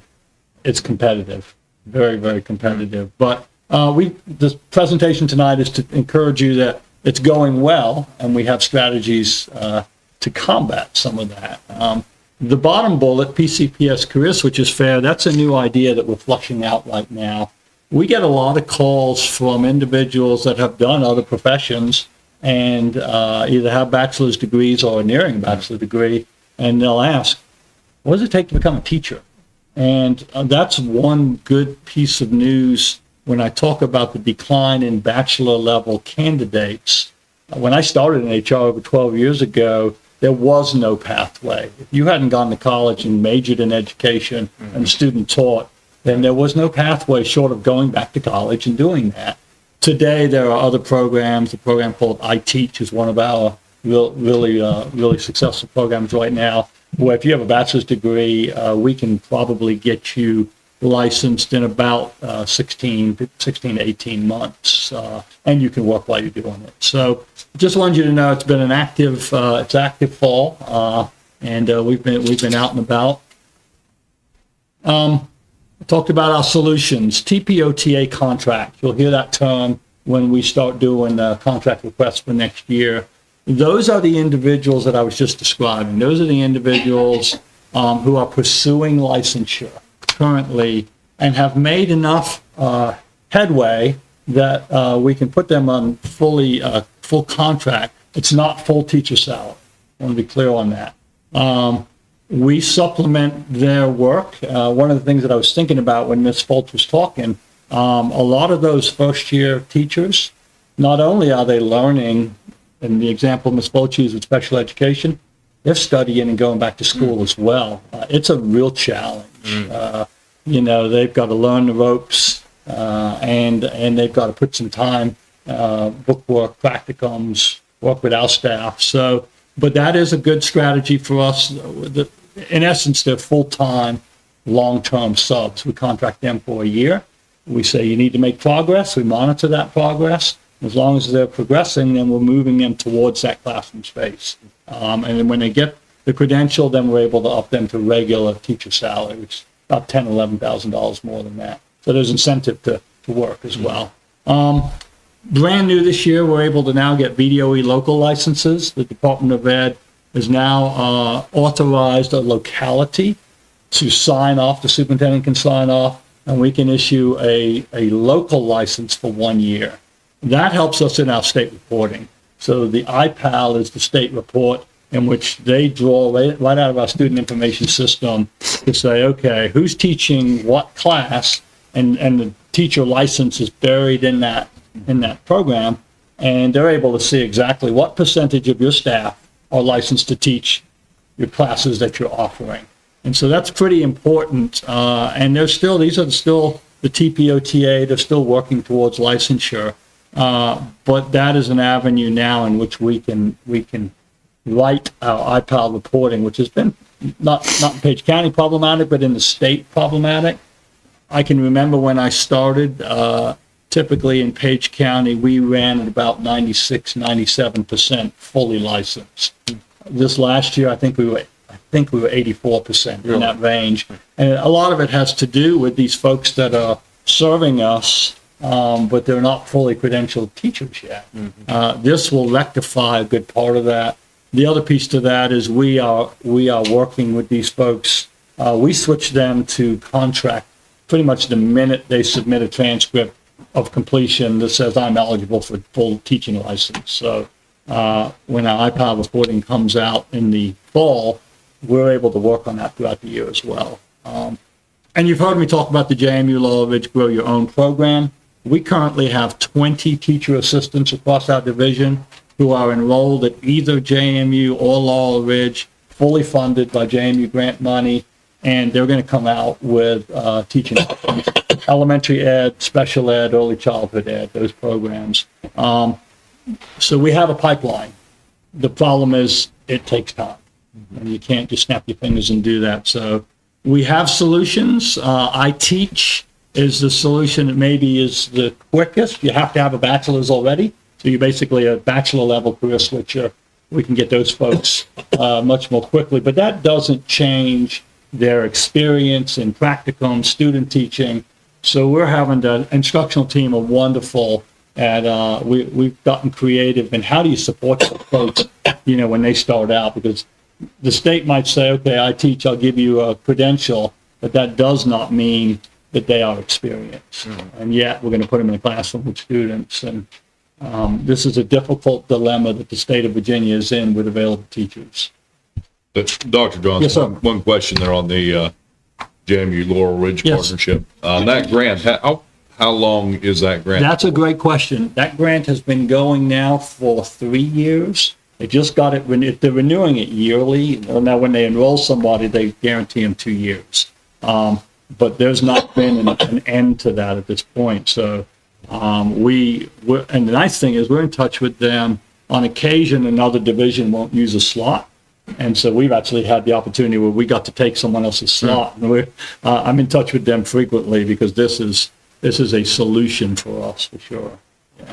On that same vein, with those 20 current ones, are they locked into us for 3 Yes, years, sir. 5 years? Yes, sir. They're locked into us for 2 years. For 2 years Yes, sir. after getting certification? Yeah, because they're being funded by JMU. They're not. And in addition to that, there's also now a full scholarship for one senior a year out of Page and or Luray. So we just hired our first one for next year. Bailey Ansell is going to be at Springfield. You all approved that 2 weeks ago. She'll graduate from JMU in May and then start her career with us. We have 3 other young ladies at JMU, and now we have a senior at Luray High. It's a scholarship process, it's a selection process, and a young lady at Luray won for next year. So we've got students going on full rides and guaranteed to come back to us. For at least 2 years. Yes, sir. Oh, that's great. Yeah. This is the part I wanted to familiarize you with. When we come to you in May, right now the goal is May 14th that we would try and come to you to get next year's contracts approved. And I've got another slide with the different dates and timelines for you. But I wanted you to see there's a lot of different contracts involved in a school division. An annual contract is what a teacher gets and administrator when they're in their first 3 years. So when you're starting out, that's an annual renewal. So you all, each year of those first 3 years, we come to you the next year and ask for renewal again. The principals make the recommendation. They work very closely with our staff to make sure that we're recommending folks that are doing what we need them to do and are working hard. On occasion, after a lot of hard work, sometimes it doesn't go well. And you all have heard the term non-renewal, and we'll be talking more about that in the next month as well. But by and large, annual teachers are first 3 years, and their contract is renewed every year. After year 3, you go to continuing, and then you have legally under the Code of Virginia, you have the promise of a job, unless there's some legal defendable action that says we can come to you and ask that they be non-renewed. But if they're under continuing status, it's got to be egregious, illegal, it's got to be significant. And we work really hard. If we have anybody that's underperforming, we work really hard on documenting the support efforts, documenting the training, documenting the work. And so our principals know that anytime we run into a bump in the road with performance of our teachers or administrators, they know if they call me, I'm going to say, okay, let's talk through the packet. Let's talk about the meeting notes and the agendas and the trainings and all the things that have gone on over the last year before we have that. And if we haven't done that, then the question is why, and let's get going. Yeah. So, our classified employees they're not allowed to have overtime without prior approval. It's called non-exempt.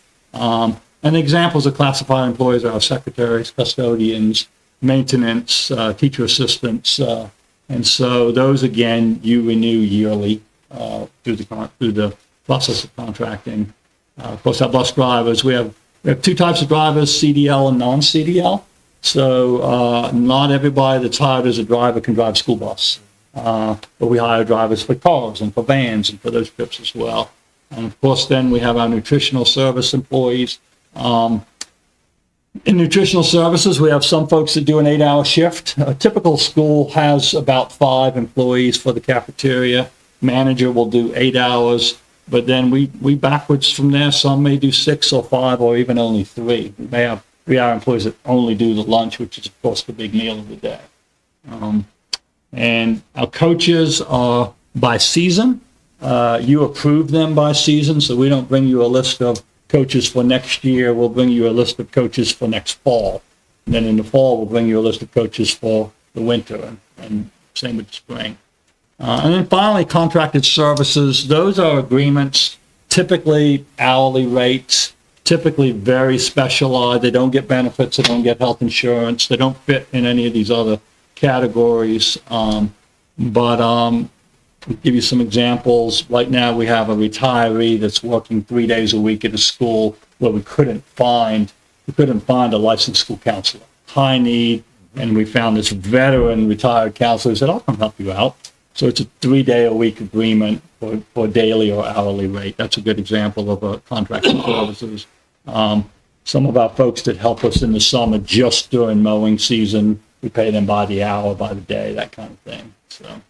I gave you a look at our current numbers for 2025-26. We issued 633 of such contracts last year. I will tell you that was not fully staffed. You might remember we had some teaching vacancies that were open. It's fluid. We tend to have teacher assistants or custodians. We look across 9 buildings. We may have 4 or 5 vacancies at the time. But I would say 645 we would be pretty much fully staffed. So I thought that would help you just to kind of wrap your brain around how many employees we have and what the different contracts look like. Dr. Johnson, is 645 the budgeted number, or what is the budgeted headcount? 645 is that, yes. Yeah, and Ms. Miller has that, and then she pulls that out of RDA and then runs that against. Great question. When we're doing the budget, I'll give you a tidbit on that.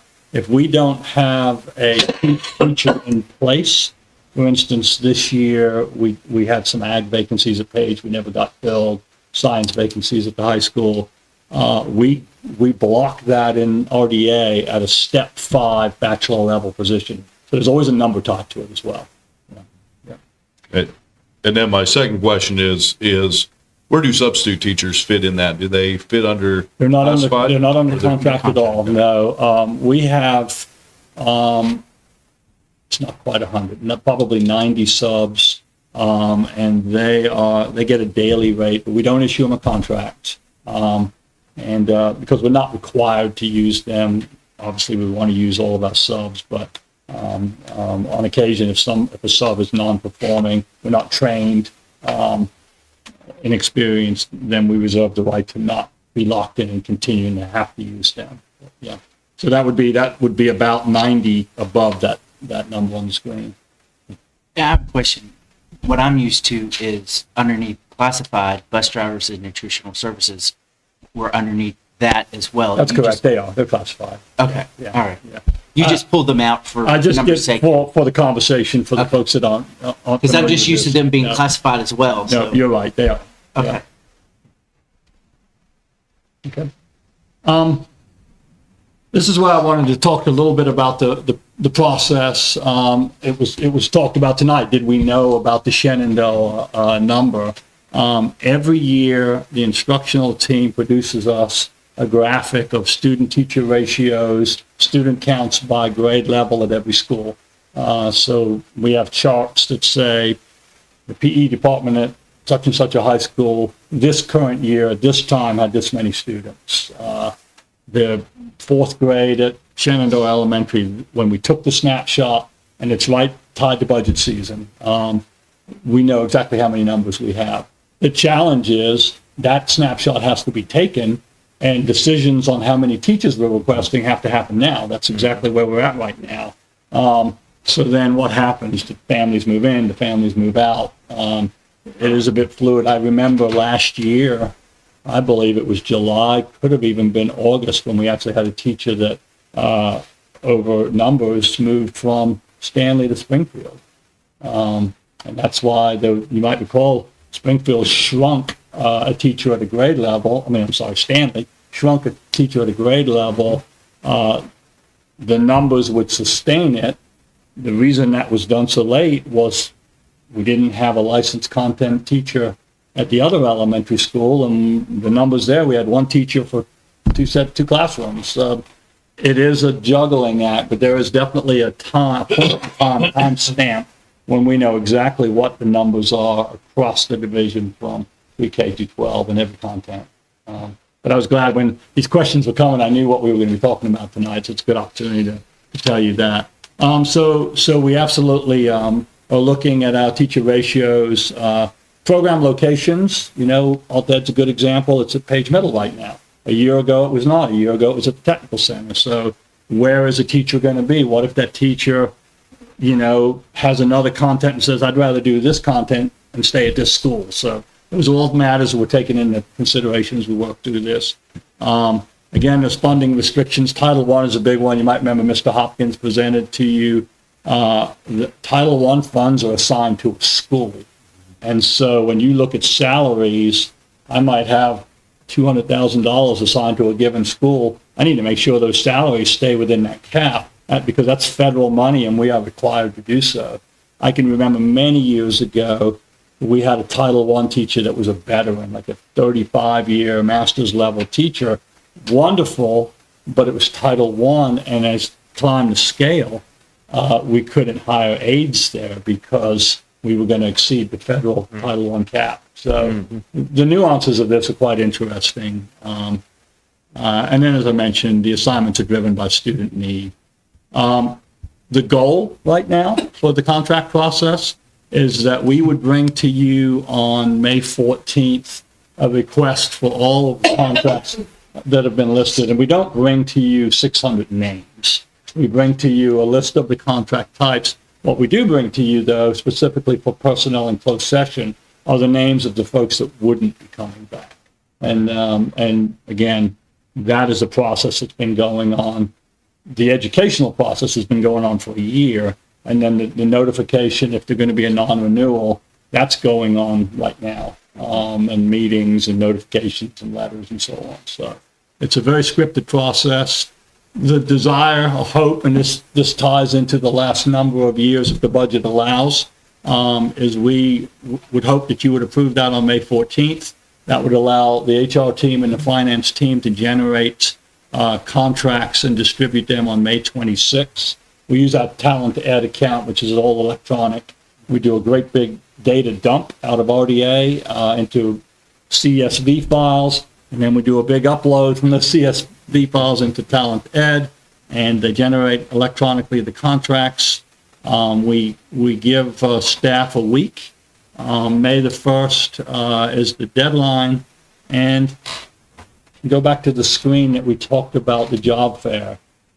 It is very, very competitive across the valley. And you want to lock your staff in. You want them to sign their contracts. Because the last thing you want is them start looking for the job boards in Shenandoah, Rockingham, Harrisonburg. They want to know they have a contract. They want to know what their salary promises for next year. And we want to know we've locked them in. So once we lock them in, there is a little bit of wiggle room for them legally through June 15th.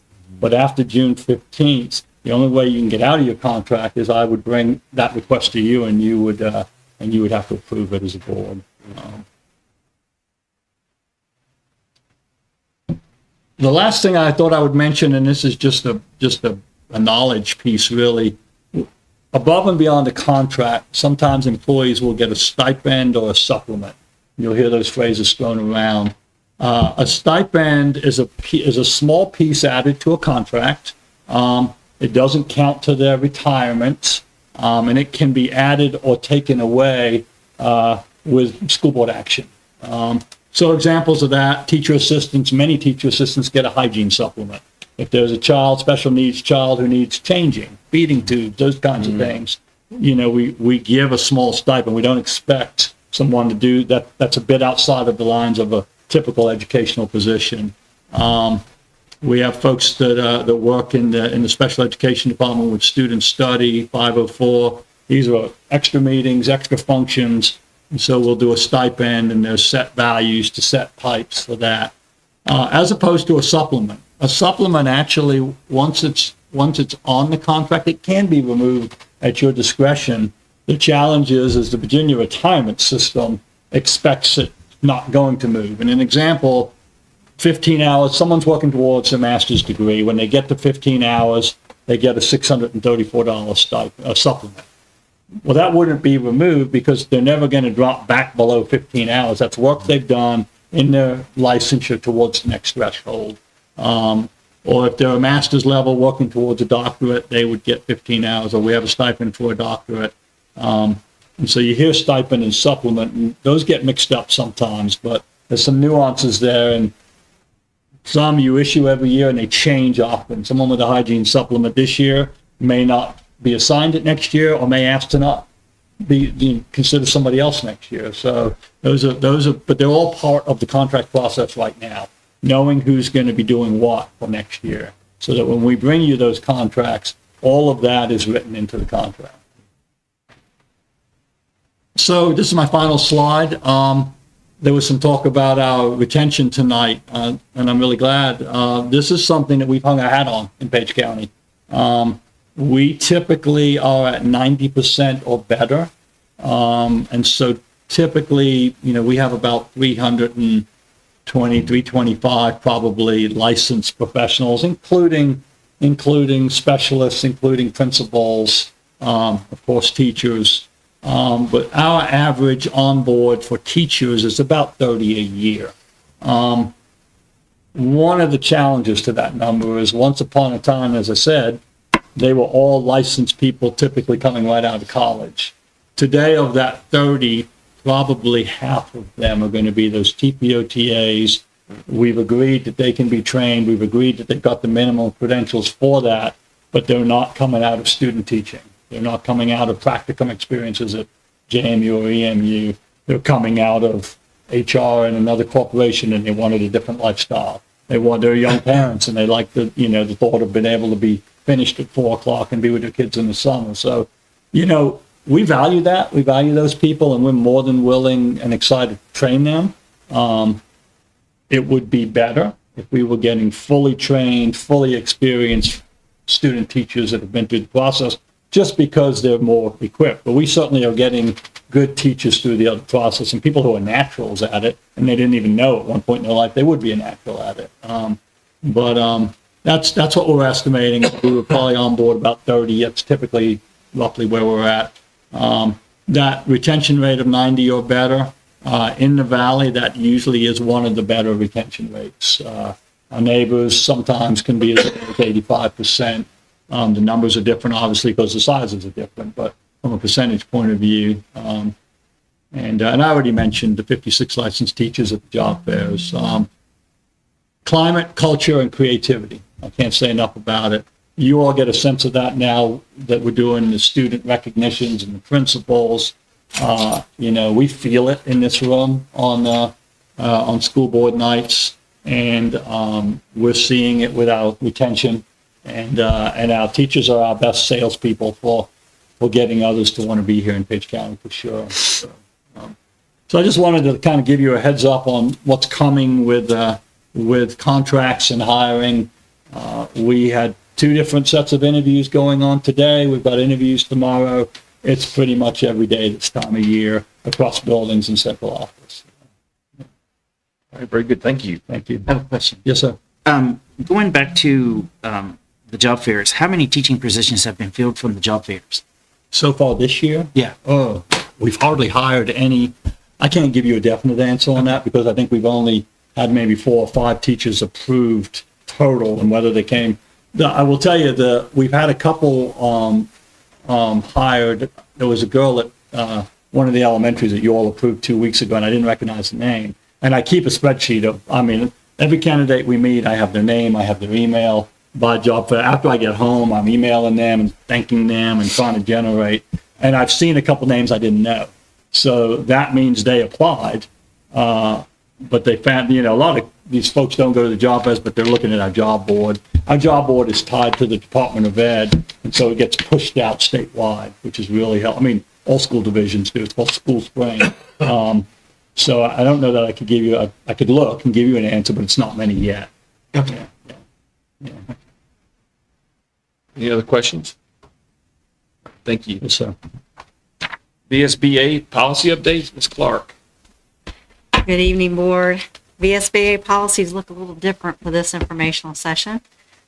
You have in front of you this time around 41 updates that we received from the VSBA. They did that in February and then held meetings with us at the beginning of March. So after reviewing those, 36 of them were applicable to us and that they were something relevant to our school division. We reviewed those. They were mostly made up of cross references, legal references. We have a new VSBA legal attorney that's representing them, and so she is taking a very fine line to all the legal references and statutory requirements. Of the remaining 13 that are in your folder tonight for informational purposes, that is from our part of our audit review that we're doing of our policies to make sure we're in compliance with that 5-year cycle. Some highlights that were brought to us was staff weapons in school, GBEB. That was just to bring us into legal compliance with verbiage tied to statutory requirements. VSBA went through it. They didn't like their verbiage from the first time around, so they've now increased it just to give some statutory language and references in there. You're going to see that across the board tonight. Another one was GD and support staff. They streamlined that. It used to be 3 policies, all on support staff. They've made it into 1. So now anything about definitions of support staff, probationary periods, and how they're evaluated are all now under policy GD.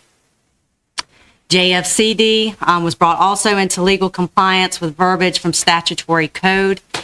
Same with JFCE. Those were all, so JFCD, flip here to mine, is weapons on school property. The first one's with staff weapons. This is about weapons in general. The JFCE is gang-related activity or association, so they added to their list of things that they're looking at to relate to gang activity. And then under KGB, which is public conduct on school property, again, they revised that to reflect statutory language. No changes in expectations, just taking it back to the legal standards that are there. And then we also have parental rights and responsibilities. There, they did quite a bit in adding to substantially revised and added legal cross-references there. So that is what you're going to see. In the 13 policies that we did audit reviews on, you're not going to see many, there are no changes unless there was some tweaking of words. But that was just on our side of the house. VSBA has not brought them forward yet, but we needed to do that for compliance reasons. Are there any questions from that? Yes, sir. Question. And I have a comment. Thank you so much for the red line. You're That welcome. helps me so much to When know what's VSBA changed and sends what's them. there. Yep. The other one is, simple question you may not know, but Elizabeth Ewing, she's no longer there? She retired. Oh. Okay. All right. She retired. When? This past year? No, it's at least 2 years ago. 2 years ago. Okay. But they've had some changes again. That's a this year as loss. well. That's a loss. Okay. Okay. Thanks. Thank you. Yep. Dr. Huber. All right. Good evening, members of the board, members of our audience. I have a brief superintendent's update for you this evening, just to highlight a few things across the division that have been going on and talking about important dates and events moving forward. So, as I always do, we want to highlight the positives for our Row the Boat Awards. And I'll tell you, this week in visiting some schools and talking with teachers, there's a lot of positive feedback on these recognitions, and while they seem small, we have a lot of folks who have given me feedback that they appreciate it. So we put out a challenge at the beginning of the week to get to 1,000 Row the Boat Awards before the end of the years, and I think people are just looking for my hand to cramp up as fast as possible. We're doing well, 746, and there's some comments I think that are really cool when students provide them, and hopefully our students know that they can put in a teacher or a bus driver, custodian, anybody. So here you see the first one where a student's sharing about a bus driver checking in on them and their brother, and that's the type of thing we're talking about when we talk about strong community and how each and every player on our team has an important role.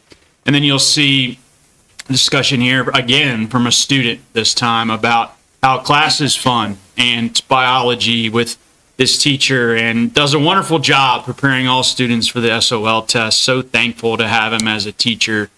Makes me proud to be the superintendent of Page County Public Schools and see our kids and our staff recognizing each other and really doing great things that you may not know in the moment that make a huge impact. So wanted to share that with you as a board. Just looking at enrollment and where we stand as of this morning, you'll see this is a slide. It's pretty standard that we have presented each board meeting.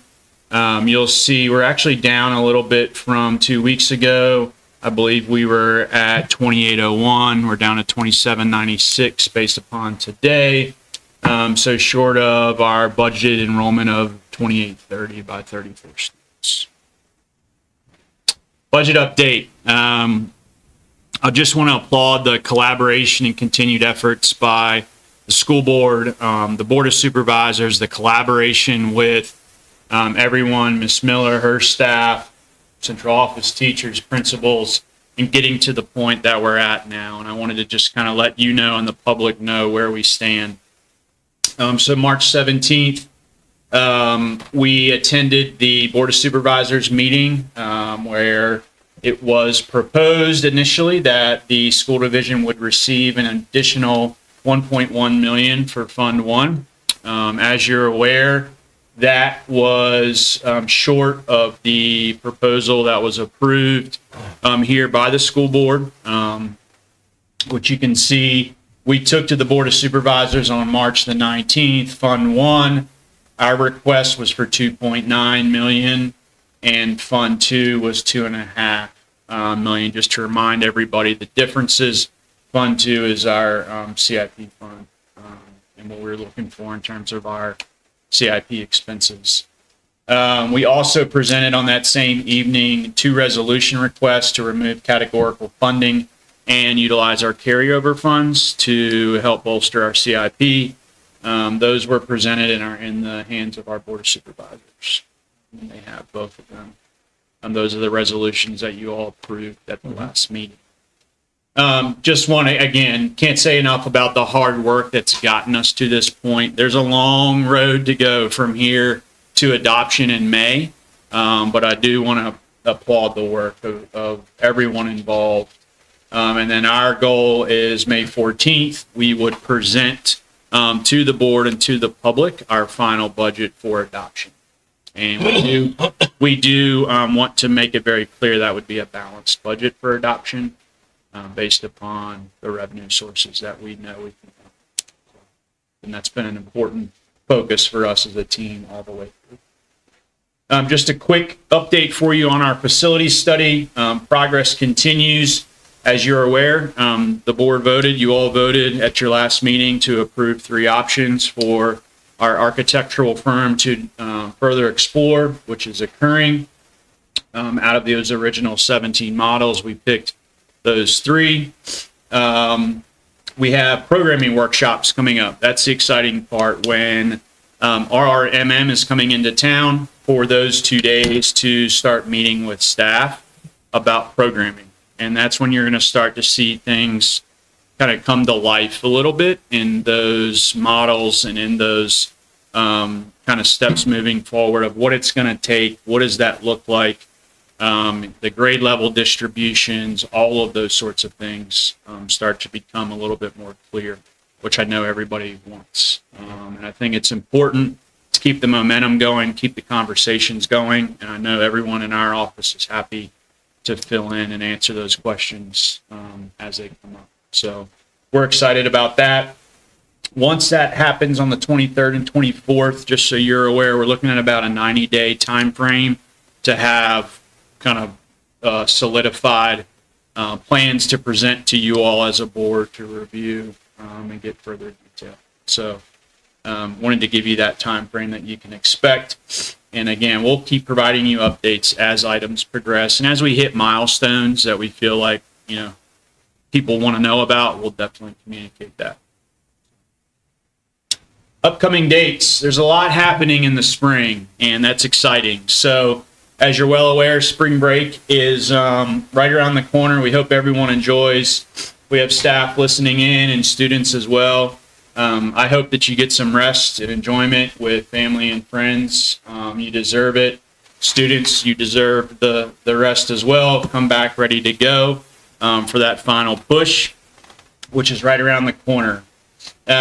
Kindergarten and pre-K registration continues, and we'll have an open house on April the 6th. We want to definitely remind folks to please come out and register your child. Go through that screening process now. Do not wait until August to bring your child to kindergarten or pre-K. That we need time. We need to know in line with the conversation that was just had earlier, the needs of our students. And this is a way, if we get that information early, we can do that. So please encourage those in your respective areas to come out and make sure they're registered and screened and all of those good things. We have the art show coming up April the 16th. We only have 42 days working with students. People like to count that down. I do not, because that's 42 days where we got to get a lot done, right? Collectively as a group with our students and our staff and our families. But that's what we're looking at. And then our recognition ceremonies and graduation are right around the corner. We did discuss a little bit about graduation ceremonies, and we do anticipate those will be outdoors for both events, which I'm happy for, and cross your fingers for good weather. Our principals appreciate 100-day plan update, as I continue to do for the board, just to kind of let you know where we're progressing there. Stop, start, continue events are on and alive. The last one was at Page High this week. Had a great time talking with teachers, and again, theming that out to see what are some of the things I can help with as superintendent and hear their feedback. So that was a great event for us as a division to get feedback from teachers then. We're going to start with those student survey collections, so I'll send that out probably over spring break, so people don't forget they need to come back from spring break. Bridget, just encourage your friends to fill out the survey. I was at a faculty meeting yesterday at Springfield Elementary School. It was a great just opportunity to have a small group discussion and talk about budget and talk about the facility study with staff, knowing that those things are on everyone's mind. So we took the opportunity. That happened yesterday afternoon. I'm really excited. I got my invitation to go to the 87th anniversary at Shenandoah High School. I apologize for the typo there. So I'm all signed up, ready to go, and looking forward to that. And again, really a lot of the work that's been going is to Dr. Johnson's point, personnel, making sure we get the highest quality staff we possibly can, and budget development has been a big deal as well. And I'm really happy with that process and feel really confident moving forward that we've got a good plan. So, and then you will get an end of year plan of action report from me as promised in my 100-day plan. It's just a little bit later than I would have hoped, but it will be coming to wrap that up. That's my update. Questions and comments? I have a question. Sure. Where is it? Oh, it's over here. The resolutions that were presented to the Board of Supervisors, do you know when that will be approved or denied? What meeting? I do not know that. You don't know when that's on their agenda? Okay. I do not. I did confirm that they have it. I think they're still discussing it internally, and I'll continue to check in to make sure that's not lost. Yeah. So, yep. Thanks. That's it. Any others? Okay. We'll go to our approvals, claims for payment, Ms. Miller. Yes, good evening. You have been presented with a claim certification for March 26th for total operating fund expenditures were $140,919.41. Fund 5 for food service, $35,567.75 for total expenditures of $176,487.16. And with this, you've been provided with a list of claims and accompanying check registers. If you have any questions, I'll do my best to answer. I have a question on the claims. You're getting there next. Never mind. You're getting there next? No, that's... Okay. I have a question on the claims. And this is what I alluded to the last time that we had this. My experience, I'm used to seeing, like, let's just say one of the high schools being 6,000 on operation and maintenance. And you can pretty much count on that being within that with maybe 10 or 20% going up or down. But from me just looking at 3 dates, I'm going to pick, like Stanley Elementary had nothing for the 26th, and Page County Middle School had nothing. But the big concern to me is Luray High School. It's 16,000 now. It was 32, and prior to that it was 25. So is that also CIP that's in those numbers, or is that just strictly operational and then some maintenance that come up? Well, it could be. Because that's a huge swing. Yes, and it could be many things. And you've asked a couple times about that. So if you would like us to take a deeper dive into operation and maintenance and kind of look at what the utilities would be, because you were concerned about that before when you asked me, we can do that. Because you have to remember that this is the time of year when we're filling up the heating oil and the propane and those sorts of things, but we still have the maintenance going on as well. And I haven't went back to the beginning of the year. I mean, I can go back through board docs and look, but to answer your question, yes, that could incur any of those expenses, the ordinary utilities. Right. But it Those seems deliveries. to be a huge swing, and I'm looking at just for the month of March for Luray High School. Right. You're looking at 30, 40, almost $50,000 for a month of operation. So that's a lot for a new school when you compare that to an older school. So, and I understand they have after-school activities, and I understand all that, but why is there, a swing from 32 to 16? I can't answer that right I know, now, and I want you to do it. but as I told you before, it's very likely a delivery of fuel. Yes. And it's that will going up do it. higher and higher. That will do it. Yes. Yeah. Okay. How hard would it be to make a Pareto chart? Or just a chart showing what those buckets are? Yeah, breakdown. A breakdown. We have it. Okay. It's just, it probably all makes Yeah, sense. we have it. But when I see those big numbers and you have 10, 15, $20,000 swings, it's Yeah. like, what's happened? We do break down those expenses. Okay. By I think category easily. I think our visibility on those expenses is what we're asking. Yeah, So, right. Yeah, it's, I mean, if they were within a few thousand, 10% or so, like some schools are staying within that. But when you see those big swings, it's like, what's going on there? What makes that school so different? And it could be, a lot more games at Luray High School, a lot more activity, community involvement, community renting the building, whatever. But what's causing those differences in those huge swings? Yeah, I think what we can do is put together an example before we go too far down and make sure that it works and communicates clearly. Yeah, take the largest one this month. Just put a Pareto chart with it and send it to us and Yeah. see what comes of that.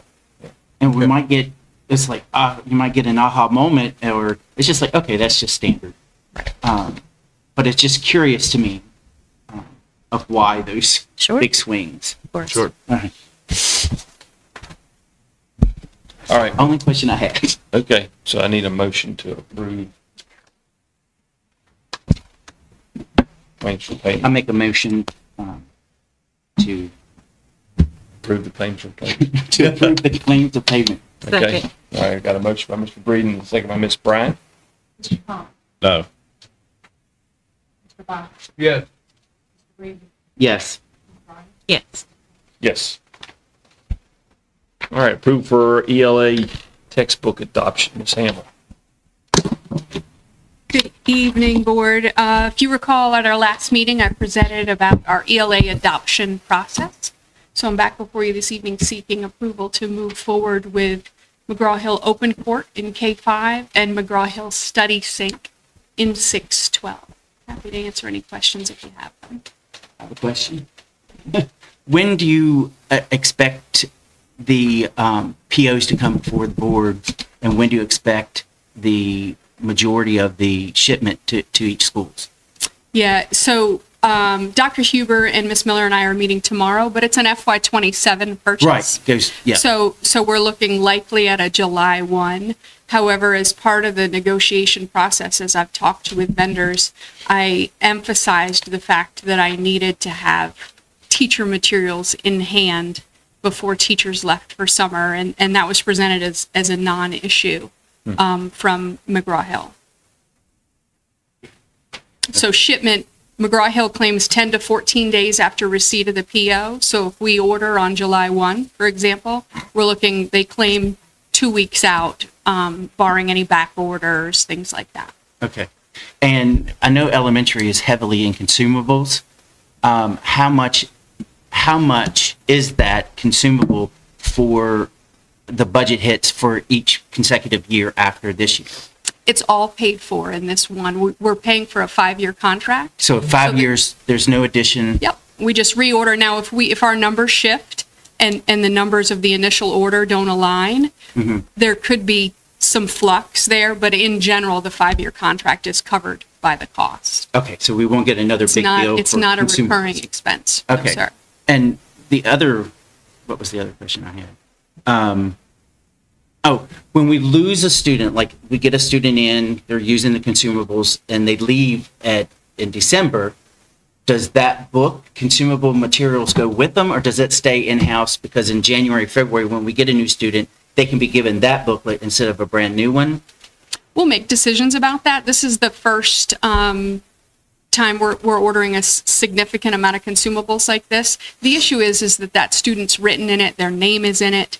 There's all of those things. They're doing work in and on these consumable materials. So in my experience, it doesn't make sense to really try to retain it. So there will be a small by grade level overage that we keep on hand to cover For new that students. sort of thing. Okay, Yes, sir. all right. That's all I have. Okay, we need a motion. I make a motion that we approve the ELA textbook adoption. I second it. We have a motion by Mr. Thomas and a second by Mr. Bodger. Yes. Yes. Yes. Yes. Yes. Thank you.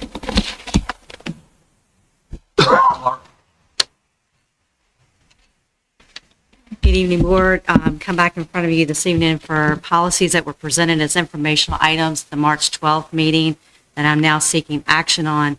The only change to that action is policy GBO.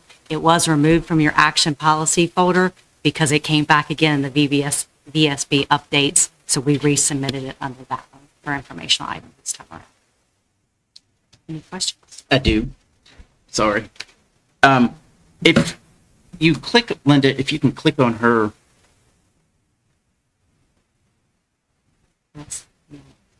That's not the right one.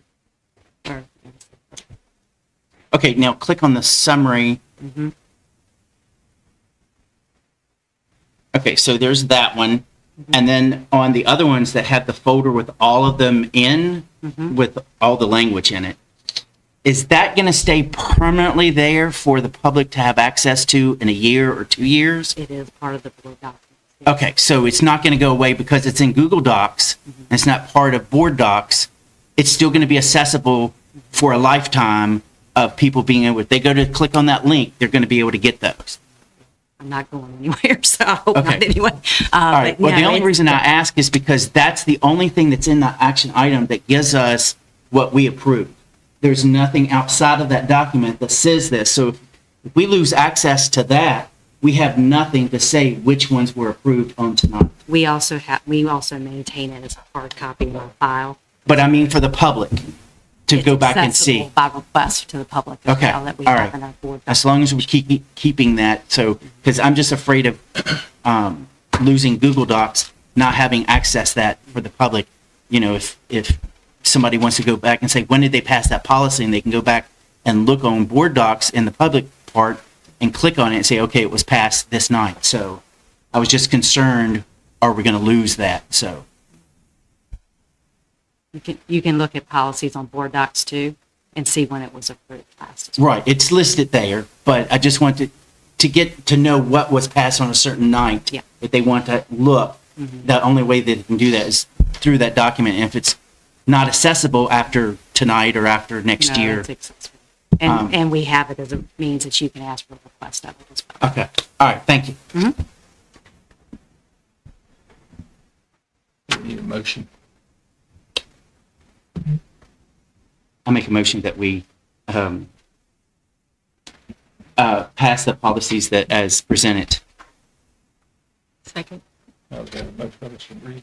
And a second by Mr. Ryan. Yes. Yes. Yes.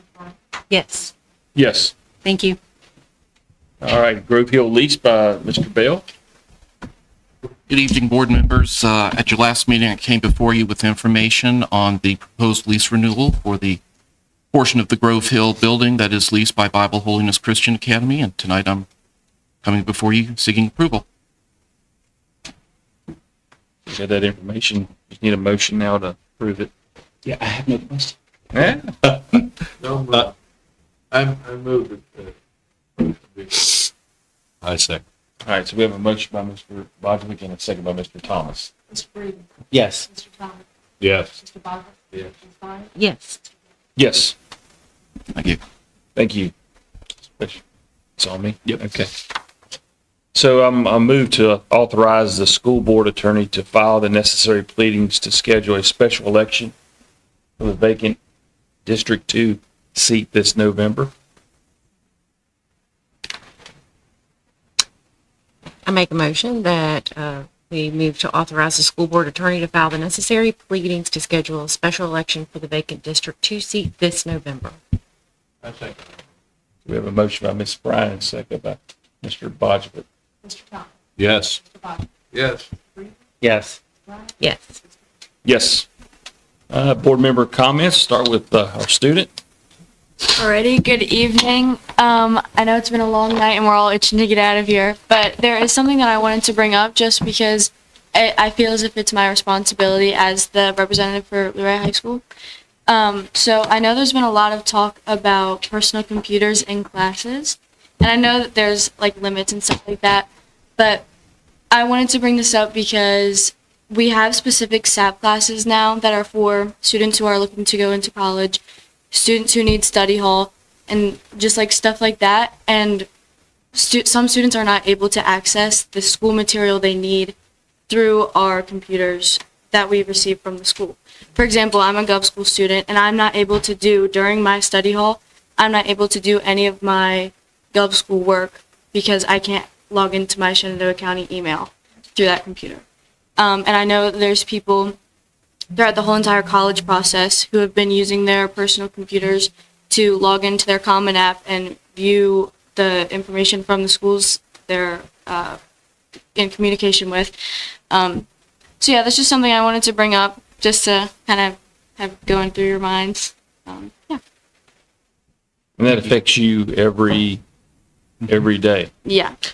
And I think that we've had another student representative tap into that exact Yep. same thing, and we were supposed to kind of figure out, like, how can we best serve the students? You have something, Blake? We made provisions the last time that students get them brought that up with a different policy to allow for such use. Another device? Is that the, Yeah. But it's full policy and very educational provisions versus what the higher ed is. Okay. Is that a practice right now that we have What's that? to allow the access? It sounds like you're not aware of it, correct? Bridget? Of what the workaround is or what? No, go I don't to. know. I don't know anything about it. I know that all of last year, some teachers would just bring it up in conversation that I'm using my Gov School computer. But this year, I had started off using my Gov School computer, and then I shifted because one of my classes was a little more strict about it. And so I shifted to carrying around both computers so I could still do my Gov School work during my study hall. But I was on my Gov School computer or like a personal laptop. It was yesterday, and I got told that I can't be on it at all. And so I'm not able to. And I know that some of my other Gov School friends have been telling me that they've not even allowing Gov School computers. That should be the case. Okay. Our provision, the policy was to allow, there's a certain class that I think you all go to, the class will be able to do that permitted work for these classes. And it's supposed to be in the policy to allow. Sounds like we need to- Talk to Mr. Hale, because he, I think, showed me that very specific classroom when I was at the high school on Tuesday. Okay. Sounds like we can do a better job communicating. Okay. To me. Thank you. All right. You're So, welcome. so who's got that? Me. You, okay. Yes, sir. So you'll be hearing something from the random dude. that comes in. Pass lunch with everybody. Yeah, that's right. No pictures. Anything else? That's a, thank you that'll for be all. sharing. Thank Yeah, you for sharing of course. that. Yes.